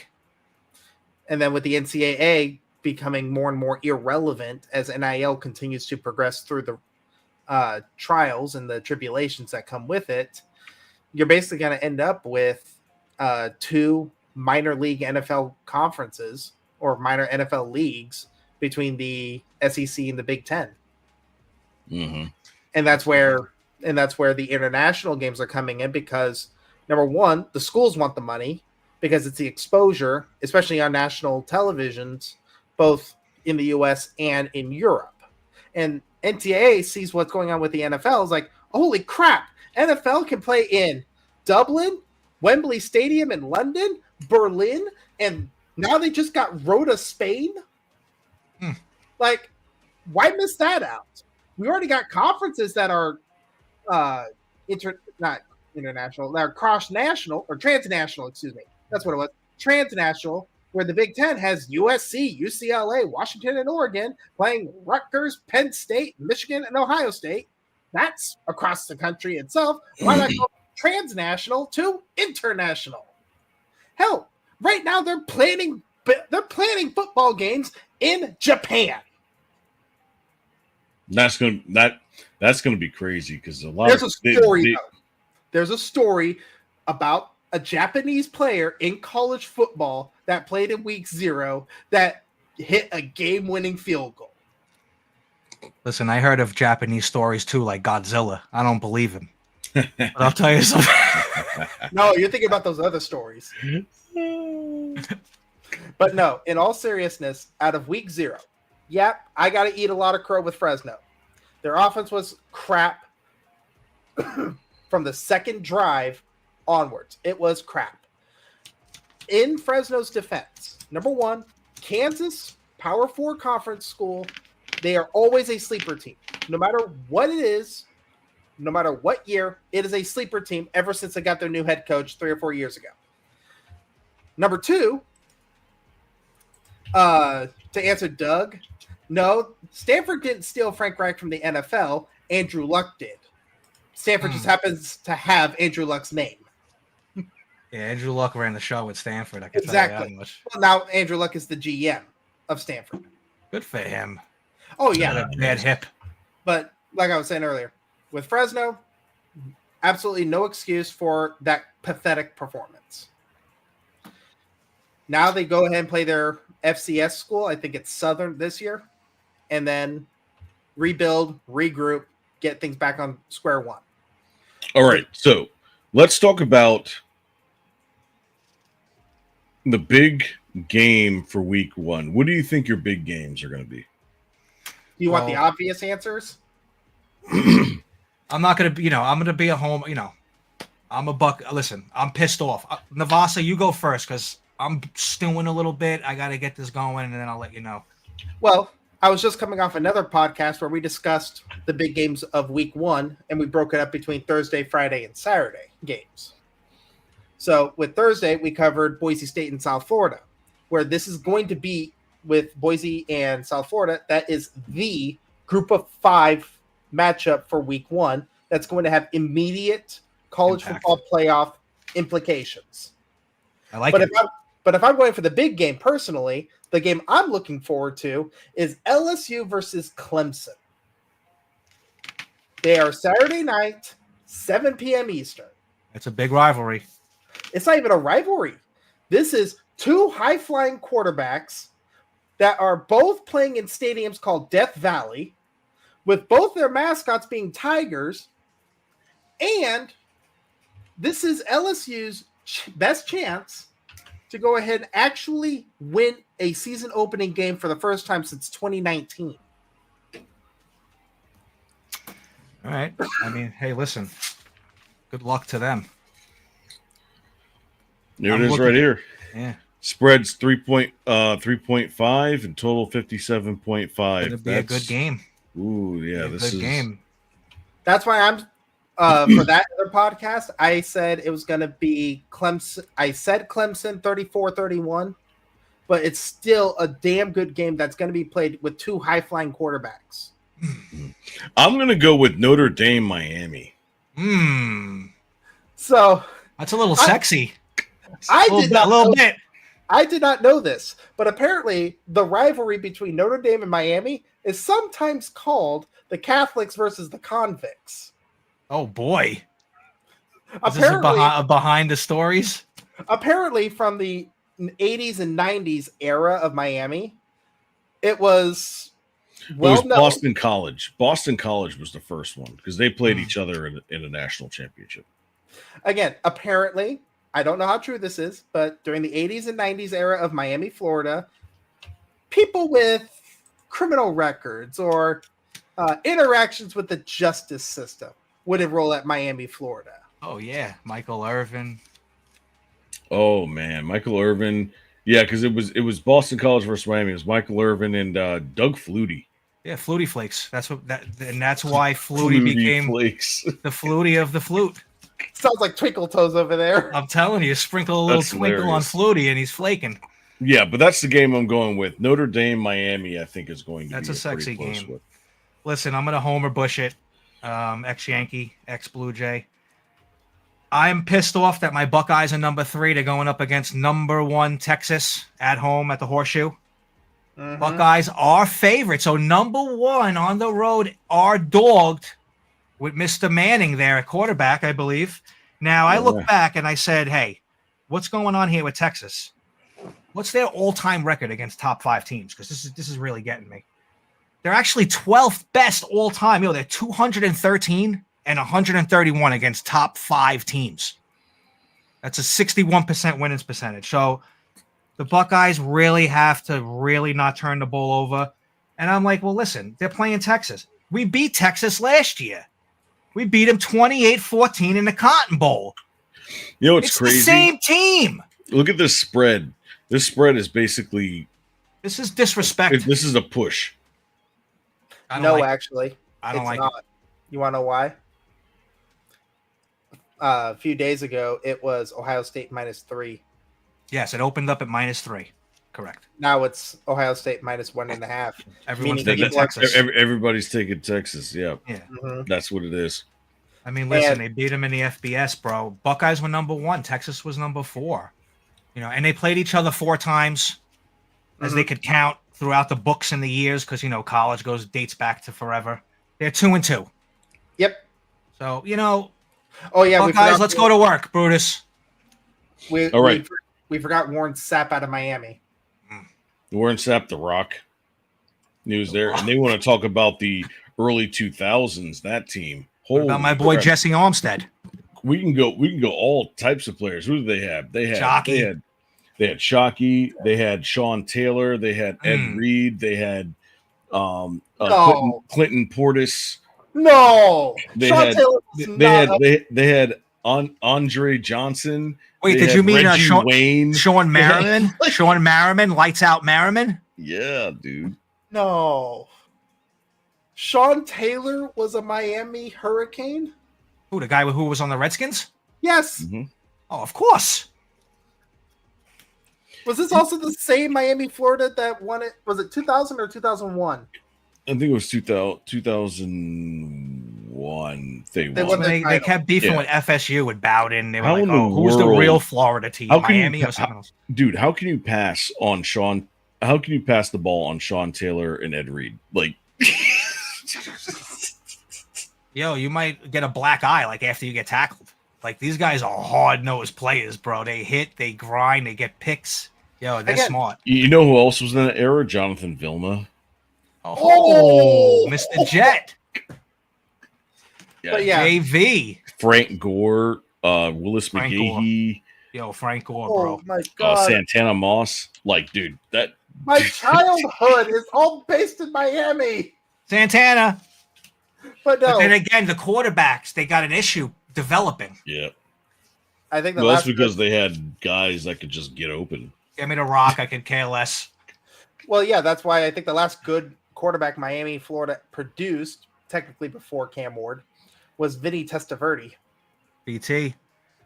But no, with Texas and Ohio State, the big $1 million question is going to be how does Arch Manning control the offense? Because I think he'll be fine. Will he survive the first quarter? That rush, that loud noise, I that think he'll be bang, fine. that he runs a 4.4, right? Like, no. Run, no. Forrest, run! But God, why you do this? Why you do this? All right. So yeah, again, we are way behind. All right, so upsets. Yes. Real quick. I'm going Old Dominion over number 20 Indiana. OD. Indiana, man, I'll tell you right now. What is it? Number 22, you said? Number 20. Number 20, Hoosiers. Big shout out to the Indiana school for the shooting today I and all remember that mine. good stuff. Hope everybody gets well with that. But I don't know, man. I think Indiana, because of what happened today with this tragic tragedy, that they're gonna really pound the crap out of Old Dominion. Go OD. No, it wasn't Indiana. It was That was in Minnesota. Minnesota.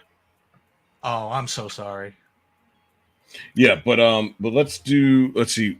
got mine. Navasa, what do you got? There's a reason you don't ever sleep on a Montana team. I have Montana State as the upset over Oregon.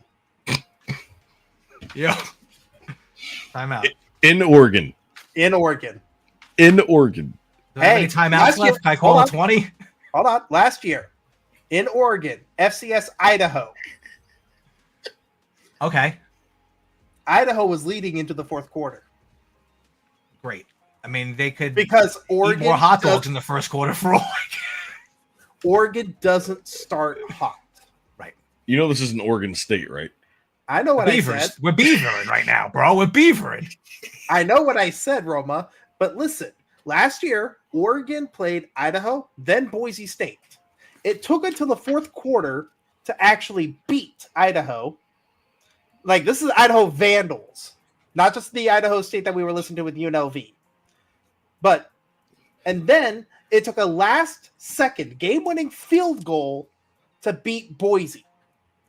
Okay? Oregon doesn't start hot. They don't hit the ground running. You have a line on that game? Let me pull up Bettis real quick. Then I'll tell you mine. I think mine's a little snazzy. Oh God, I don't know if it's as snazzy as his. Bettis doesn't have a spread on it. Let me hear this triple digit number. No, let me try to find. If I had to take a guess, I'd say 28.5. Oh no, easily 40. Easy 40. Really? Okay. It's FCS. All right. Well, while you find that, I'll go with mine. I'm going to go with Illinois State over the Oklahoma Sooners in Oklahoma. Oof. 36.5 point spread. Now, listen, don't sleep on this team, bro. Illinois State was 10-4 last year. They had a 6-game winning streak before they lost the last game of the season. They averaged 38 points a game. And you want to know something? Every year that I look at Oklahoma, that little number next to them is getting higher and higher and higher. Maybe after they lose this weekend, they won't have a number next to them. I like Illinois State on the upset. Fair enough. I'm cutting this segment right now. I cannot believe. Oh man, this is going to be. Hey, you would have cut me off right off the bat if I said Nevada over Penn State. Roll Tide.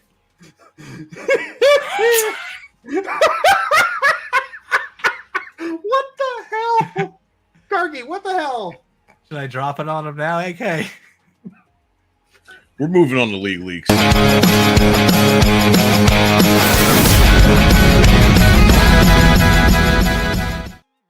Okay, so what the hell?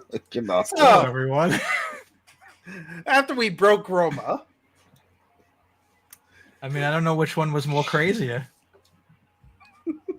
Let's talk some baseball, shall Yes. we? All right. So we've got MLB division realignment. We've got a couple of teams coming in. So we're not exactly sure, but I think I'm going to go with my top picks, which I think are Portland and Charlotte. All right, because they have the infrastructure, they have the media presence, they have all that stuff. You know, because Portland is they're emerging as a front runner in the expansion franchise. The Oregon legislature has already approved up to $800 million of public funding. I don't know who they're getting this money from, but somehow they did it for a possible stadium. And that's how serious they are about landing a team. But Portland's media market, like I just mentioned, is actually larger than St. Louis, Pittsburgh, and Baltimore. Yeah, I'll double down on what you said, AK. You're absolutely right. The vibes is that Carolina's going to get one, and possibly Portland. Carolina, I mean, they've stepped up their city and franchises lately within the last 10 years with the Hurricanes. Mm-hmm. You got your Hornets with the Bulls making some noise.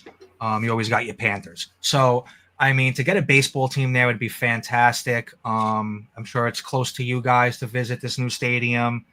It's a good spark. Remember when the Rays came in, the Marlins, and Josh Beckett and the Marlins coming into the stadium as an expansion, trying to win a World Series. Mm-hmm. And it's just it's exciting. I mean, I like when newbies come in. So I want to disagree with your assessments. I really do, just because I don't like Portland as a city. But I can't argue with Portland getting $800 million. I can't argue that Charlotte, they've already got a basketball team. They've already got an NFL team. They've got the Carolina Hurricane for NHL, so it completes the quadfecta. The other thing that does kind of bother me a little bit is that Nashville seems to have been shut out of conversation, especially because Nashville, they're already dumping billions into a whole new stadium for the Titans. They've got the Predators. Now they're trying to get, or they are at one time, shooting for baseball. Now, granted, this is assuming that there's only 2 expansion teams, right? Correct. So there could be up to 4. I've heard rumors up to 6. Up to and including bringing back Montreal. Now that would probably make 5 in each division then, obviously, instead of the 4. If you start bringing in all these extras, you're going to have to start sticking. You can't have a division with 5 teams and then a division with 4 teams. No, because you'd have a division with 3 teams. Yeah, if you had a division with 5 teams, right? Yeah. Well, this is also assuming that this is the way that it would break down. And correct me if I'm wrong, but Rob Manfred has not commented on this, correct? I don't think so, no. And where did they get this Charlotte team, Nashville team double thing in the National League South there? What's that about? I don't know, but if, as you can look here, so here's a couple of them. All right, so this is Ben Verlander's potential realignment. All right, so they think the NL South, Tampa Bay, the Marlins, Charlotte team, and Nashville team, that's going to be the most horrible division of all time. Expansion division, truthfully. Those are the last 4 teams that made it into baseball, the youngest teams. These are literal. Every single one of the teams in the NL South are the youngest teams. It was Tampa Bay, back in '93, and the Miami Marlins in '99, and then both of those teams. Holy crap! And the Rockies. Yeah, that's true. But also look at this one. So this is another one that people are looking at. All right, so they got Portland or Salt Lake City with Seattle. You've got the new division, which is going to be the Rockies, the Royals, and that's fine. That looks like a perfect square to me. Yeah, right. The AL North. So this is just the AL side, and then the NL side. My goodness. Nashville, Raleigh, Atlanta, Tampa Bay, Miami. That'll actually be a pretty fun division. Then you've got Pittsburgh. So you got the Pirates, the Mets, the Phillies, and they took out the long travel of Miami. They flipped Pittsburgh in because it's just a bus ride away. They're cutting travels. They don't want to travel a lot. Oh, you mean the exact opposite thing that the NCAA is doing? Exactly. No way. Well, here's the other one. All right, so you got the AL East, which is going to keep the Yankees, the Red Sox, the Orioles, and the Blue Jays. Then you've got AL Central with let's see, what's that? Is that Cleveland? Yeah, it's all the same there. Yeah, it's all the same. But now let's look over here to the other side, because obviously the AL West with the Angels, the Athletics, Seattle, and then I'm guessing either Portland or Utah. Yeah, and I don't know if you noticed that, guys, but you're looking at Colorado now in the American League South. They're a National League West team. Mm-hmm. Colorado, Houston, Kansas City, Texas. That's a weird Very weird division. Yeah, you That, nailed that's that. that's Perfect like word for that.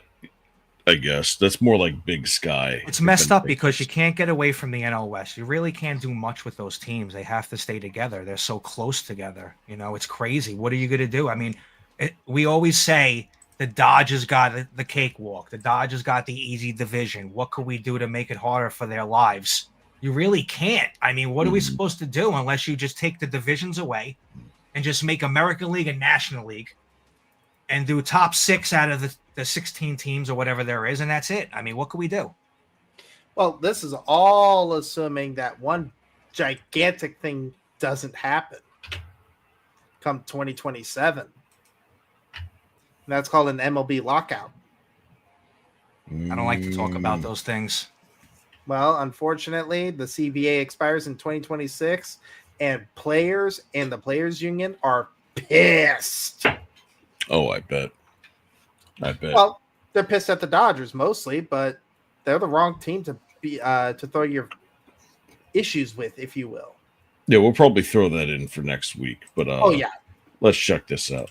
National League and switching to something like Eastern and Western Conference, similar to what the NBA has. But let's take a look at this. Rob Manfred says MLB expansion could lead to geographical realignment in divisions. Manfred has said he would like MLB to set expansion wheels in motion before the end of the decade. Quote, those expansion teams won't be playing by the time I'm done, but I would like the process along and cities selected. So I think he's saying that he wants the wheels will be in motion on expansion. Certainly we would expect by 2029 at the absolute latest when it comes to transitioning from 30 teams to 32 teams. Adding 2 new teams would allow MLB to even the leagues out at 16 apiece, making daily interleague play no longer necessary. It also creates the opportunity for realignment. And Manfred hinted at the possibility of a wholesale realignment based on geography during an appearance on Sunday Night Baseball, saying, quote, I think if we expand, it provides us an opportunity to geographically realign. I think it could save a lot of wear and tear on our players in terms of travel. And I think our postseason format would be even more appealing for entities like ESPN because you'd be playing out of the East and out of the West. All right, so I'm going to stop it right there before I continue. So what does that mean? So that means it gets rid of the wild card? Maybe. Yeah, I mean, it goes back to the old school baseball where it's 5 and 7, where it's just like the divisional series and then the conference series, and then but baseball wouldn't do that. Why? No, because they would be losing out on millions of dollars. Absolutely, everybody watches these wild card games on TV. Right. So now, do you create bye weeks for teams? Because they've never had bye weeks, ever. It's always been like the 3 divisions and the wild card team. Boom. I thought that was the best setup. But after adding in that extra wild card team, it's been So like you said, like in the NFL, you get the best record, you get the bye. You don't play that first round in the playoffs. You earned it. You earned not to play that first round. But here's the thing: in baseball, it's 162 games, and that's the thing. Yeah, it's every day grind. Right. So it doesn't make sense. It's like, oh, all of a sudden you want rest? Like, really? They're just throwing at the arrows at the board. They're trying to see what'll catch or something. They're looking for something. They want something.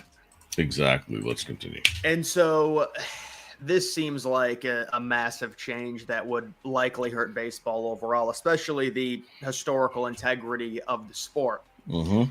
When it comes to the potential mock divisions, they've got Great Lakes, North, Mid-Atlantic, and also Northeast. The Northeast is just stacked. I mean, you're talking about Mets, Phillies, Red Sox, Yankees. Now, the other question is, what do you do with the playoff format in terms of how the seeding goes? Is it going to turn into the NBA? Because if it turns into the NBA, the divisions are virtually meaningless. Outside of potentially facing those teams a few more times a year in division, it's not going to matter because it's based on straight seeding. But that Northeast division, I've seen a lot of these mocks, and they all have the Mets, Phillies, Red Sox, Yankees in the same division. That's brutal. So if there is still going to be an emphasis, because you look at the NFL model and there is still a high emphasis on divisions, some people are trying to change that because there have been divisions in the past that have produced a very poor division champion, which then allows that team to get into the playoffs with potentially a 7-9 record, or I guess now an 8-9 record when it comes to football. So if they do go to this format, it would be the exact same setup when you're talking about 4 teams per division and 8 divisions in total for 32 teams with the 2 expansion teams. So what that would mean is the Cubs, the Red Sox, the Reds, and the Cardinals would be in the West. That's the total opposite from what they were pitching the first time. Well, I was going to say this also matters on how many teams they were trying to add, because just because we know that they're trying to add either Portland or Salt Lake City, why not both? Maybe they're trying to add Nashville or Charlotte. Why not both? Hell, there can be a 5th, 6th, 7th, 8th place that we don't know about, like Columbus, Ohio, or Montreal. Bring back the Expos, or finally New Mexico gets a team. You know, the Albuquerque, the Lobos. But I mean, you can do Boise. You can do, I mean, baseball has always been a very local market. They've always been local, right? It's very easy to touch. It's very easy to touch. So, to have, I mean, Las Vegas, I mean, they've grown so much in the last 20 years, but to have a team in like Boise, to have a team in like Salt Lake City, to have a team in, say, like Omaha, Nebraska, right? Mm-hmm. Like, you would get so much support because it's like baseball has always been about the local communities. Well, Omaha since it started. Omaha bleeds into Kansas City right there because Omaha's at the southeastern tip of Nebraska. Mm. But no, I was going to say it's like somebody pointed it out earlier that almost 10 million or 15, 20 million people live in the deep south, and the closest baseball team to them is still the Atlanta Braves. Some completely astronomical stat. But it's like you get Nashville and or Charlotte, and heck, New Orleans is right there. Yep. But I brought up Columbus, Ohio, because out in the Northeast, Columbus, Ohio, everyone is flocking there manufacturing-wise and just building that entire city from the ground up. And the biggest thing that Columbus, Ohio has, besides the Blue Jackets in the NHL, is Ohio State. So, candidly, they're kind of due for a professional expansion team. I guess they are, but then again, geographically, that would really throw a wrench into a lot. Anything that's in that Rust Belt area, I mean, look at how many teams are up there. I mean, there's 1, 2, 3, 4, 5, 6, 7, 8, 9, 10. There's 10 teams in the Rust Belt.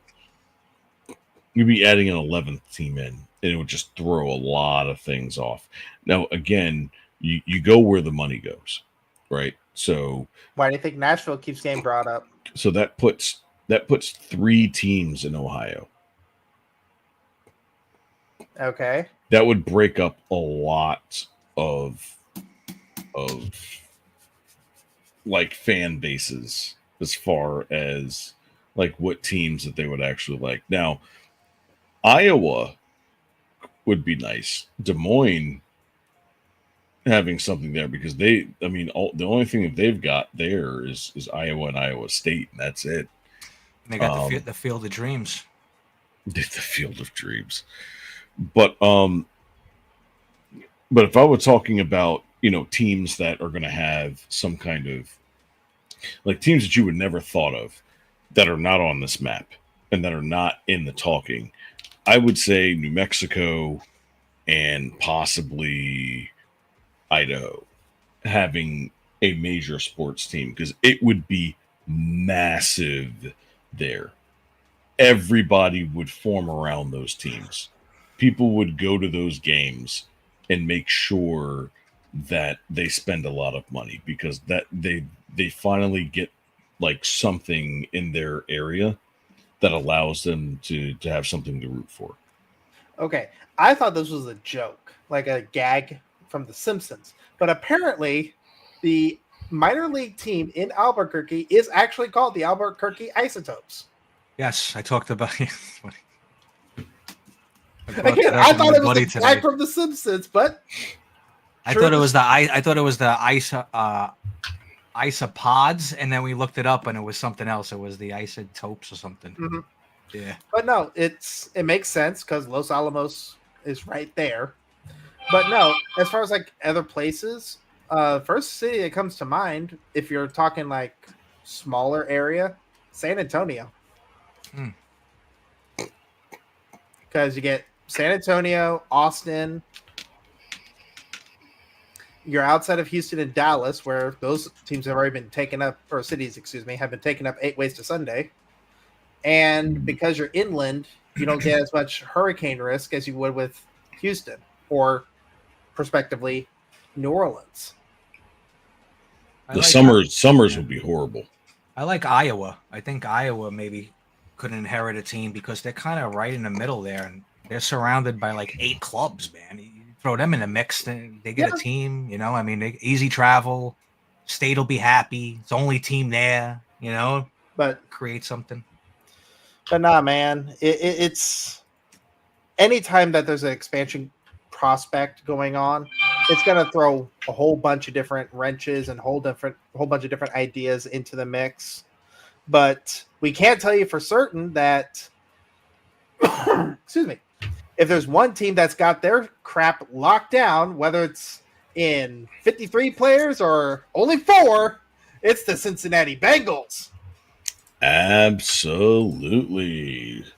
So, without further ado, it's the franchise.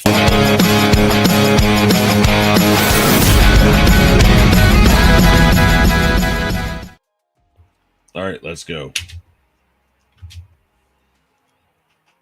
Why are you not playing? Really? He doesn't like your space bar. Breaking news. I am joined now by our NFL Network insider, Tom Pelissero, who's had a very busy morning. First, breaking the story of Terry McLaurin signing a massive new extension out of D.C., but he's also got some new news on a certain player out of Cincinnati. Tom, what do you have?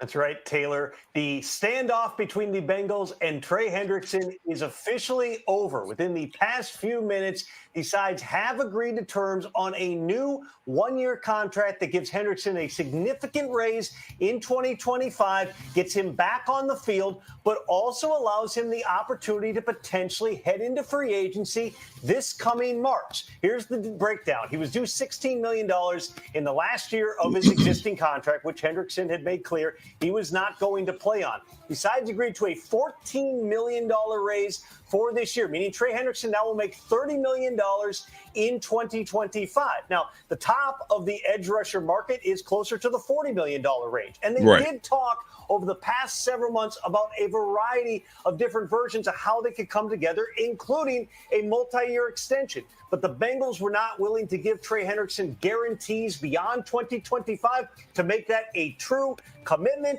In the end, this is what they settled on. Trey Hendrickson actually went to the Bengals stadium to talk directly with team brass. So what that means is he's going to be a free agent after this year, and he's going to go sign with whoever he wants. Yeah, he's going to make massive cash. Oh, Here's the thing. The Bengals have to do this, all right, because the only reason why they were able to sign him for the extra $14 million is because the salary cap raised an extra $20 million. Oh, here's a little extra. Extra. So that's the only reason why they were able to do that. And they wanted to get that done. I mean, we're about to start the season. You lose your defensive end with 20 sacks. I mean, the guy's an animal. I mean, there goes your there goes your season. But here's the thing. Once he's gone, $30 million of extra cap space, and then, of course, with the raising of the cap the following year, they're going to be able to sign like 6 players. They're going to have a lot of room. Just off of that, right? Because this year, I mean, their offense is going to offense, right? But their defense has always been their Achilles heel the last 5 years. Mm-hmm. That's been their biggest issue. They have guys on the defensive line. They've got, stuff on the outside, but they just don't have a way to, like, when you get past that first level, the teams just slice and dice them over and over again, and they don't have the depth on defense to keep up with a lot of these other teams. So that's the reason why the Bills, Kansas City, like a lot of these teams that have like these weird offensive schemes tend to be whipping their ass every single year. So and usually it's with a team with a quarterback that knows what they're doing and knows how to read the defenses and stuff. They know their weaknesses. It's sort of the same problem that the Bills have. The Bills are bend but not break defense, but what that means is that they're on the field 75% of the time. And eventually that defense is going to break down throughout the season. But your thoughts? Yeah, I mean, well, first, the Buffalo, they got that Super Bowl MVP guy, right? From Denver? What's that defensive end that's making the big money out there? Oh, no, I don't think he's there anymore. That's Von Miller. Von Miller. Oh, so he's not there anymore, right? I mean, listen, bend but don't break. I mean, you could only bend so much. I mean, 75% of the salary is for 4 players. I mean, it's crazy, I mean, next year is going to be a telltale sign of, will this GM get it done in Cincinnati or not? But for this year, I think they got a really good opportunity to go to the Super Bowl.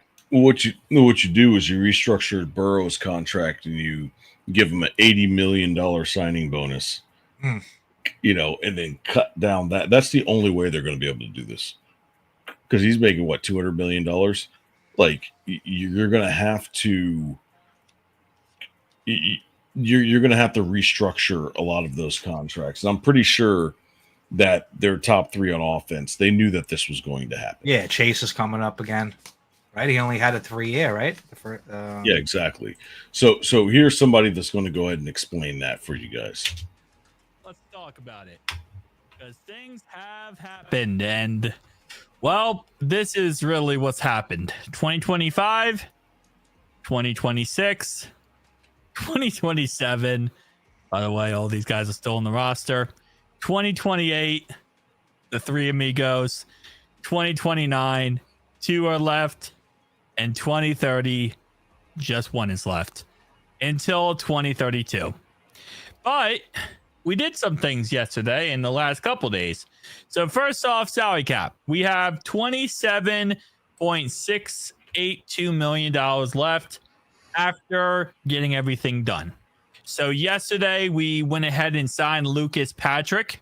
We signed him to a $2.1 million deal. He's all the way here at the bottom of the chart here, as he is now the official brand new member of the Cincinnati Bengals. Signed a 1-year, $2.1 million deal.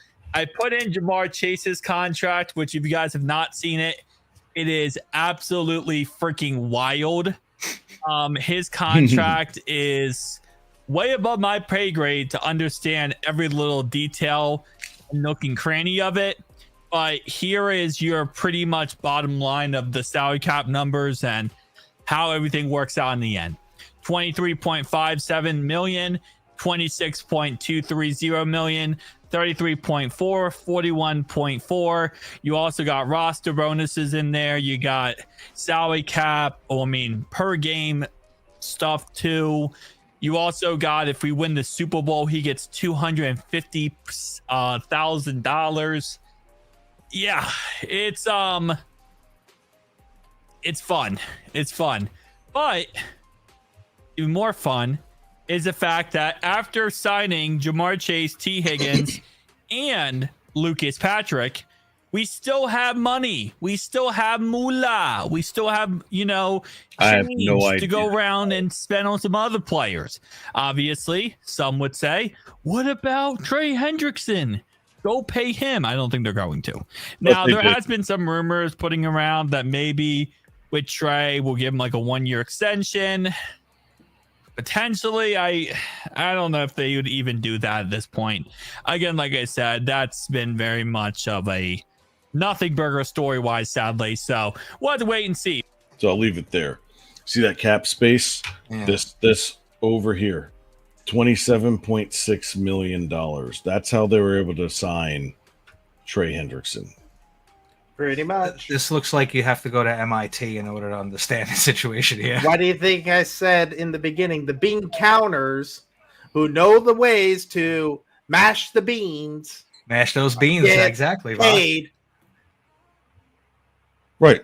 And as you see is total liabilities here. All right, so your total liabilities on this line right here. All right. This is money that's owed out on all facets, like signing bonuses, extensions, all the stuff for that particular year. All right.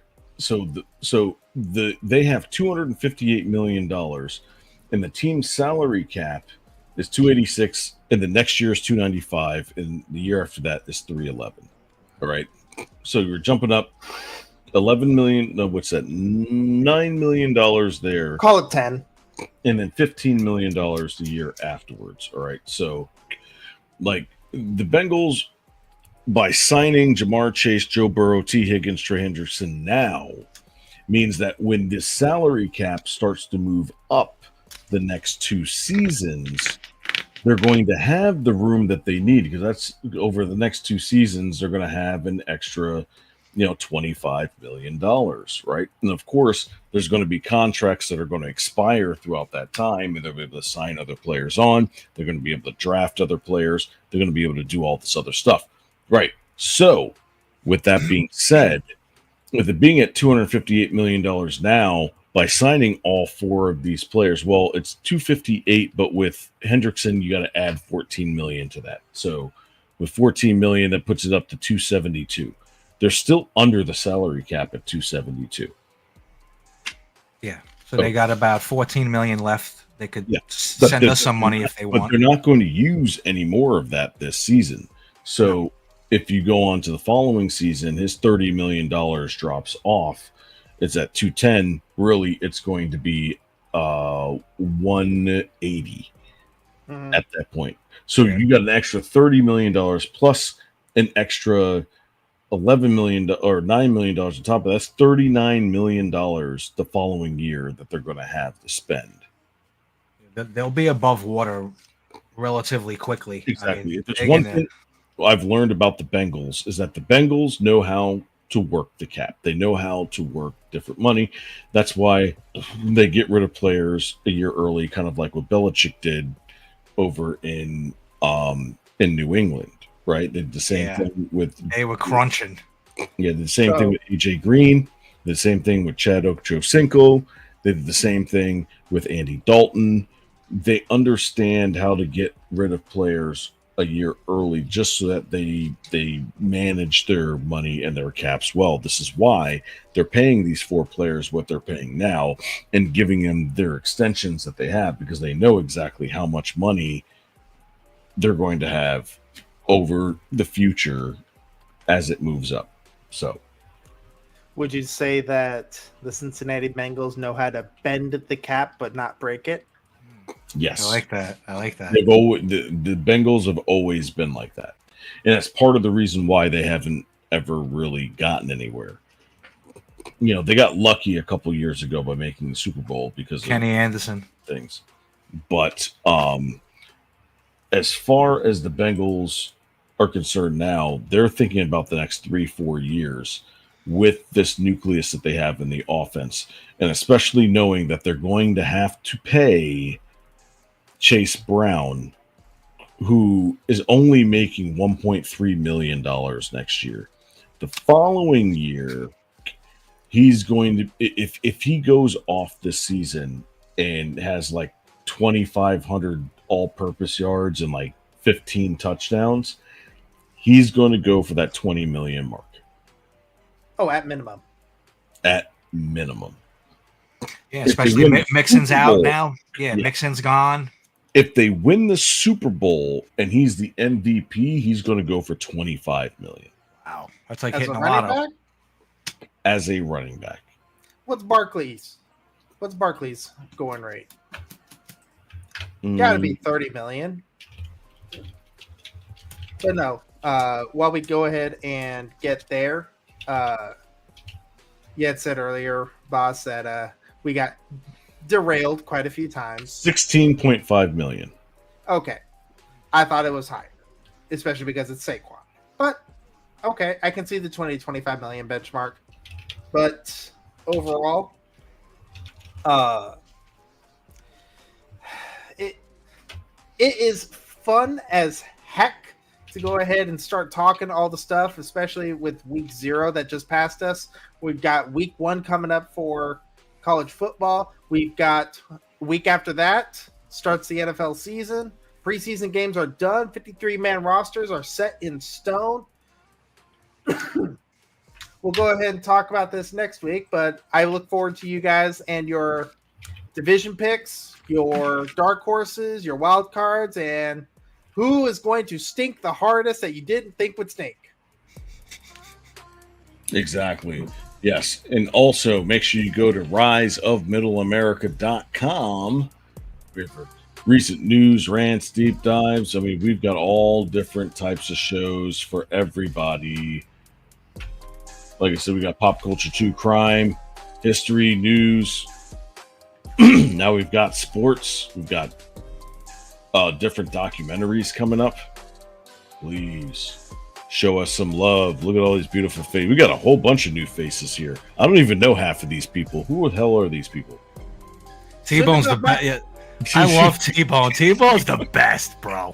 Soon enough, I will be there. I love T-Bone. Oh, that's hilarious. Yes, if you want to show your support, make sure you go to Roma Nation Network merch. That's where you can go ahead and help us out, help us keep the lights on, help us keep moving these documentaries and all this other stuff. Or you can go to the PayPal link at the bottom here, where you can make a monetary contribution to keep us rolling. Guys, it's been a pleasure. Great time tonight. Oh, absolutely. Yeah, we definitely went off the rails tonight, but you know what? I don't care because we do what we want here. Listen. Post-cancel culture, baby. See this right here? Let's go Buckeyes, baby! Oh, man. We're going to have a lot to talk about college football next week. That's for sure. Good luck with Toledo, Navasa, by the way. Good luck with Toledo. Hey, Toledo plays Kentucky week 1, and if Toledo does what they did to Mississippi State, I think it's going to be a darn good action kind of day for Toledo, and hopefully they play spoiler in the college football playoff. Just depends on what happens to Boise. As they say, a torpedo for Toledo. Let's go Old Dominion. Old Dominion for the upset over Indiana. Yes, sir. I'm calling it. I'm putting money on it. And just a reminder with mine, Illinois State. 36.5 point underdogs. Let's go, State. Montana State over Oregon. Let's go. Oh, my God. I am totally ending this stream right now. You guys have a great night. Before we These go, guys are losers. I don't know what the hell they were talking about. I won't be here next week because I will be moving in the middle of. So, all 3 of you. Thanks, guys. Have a good night.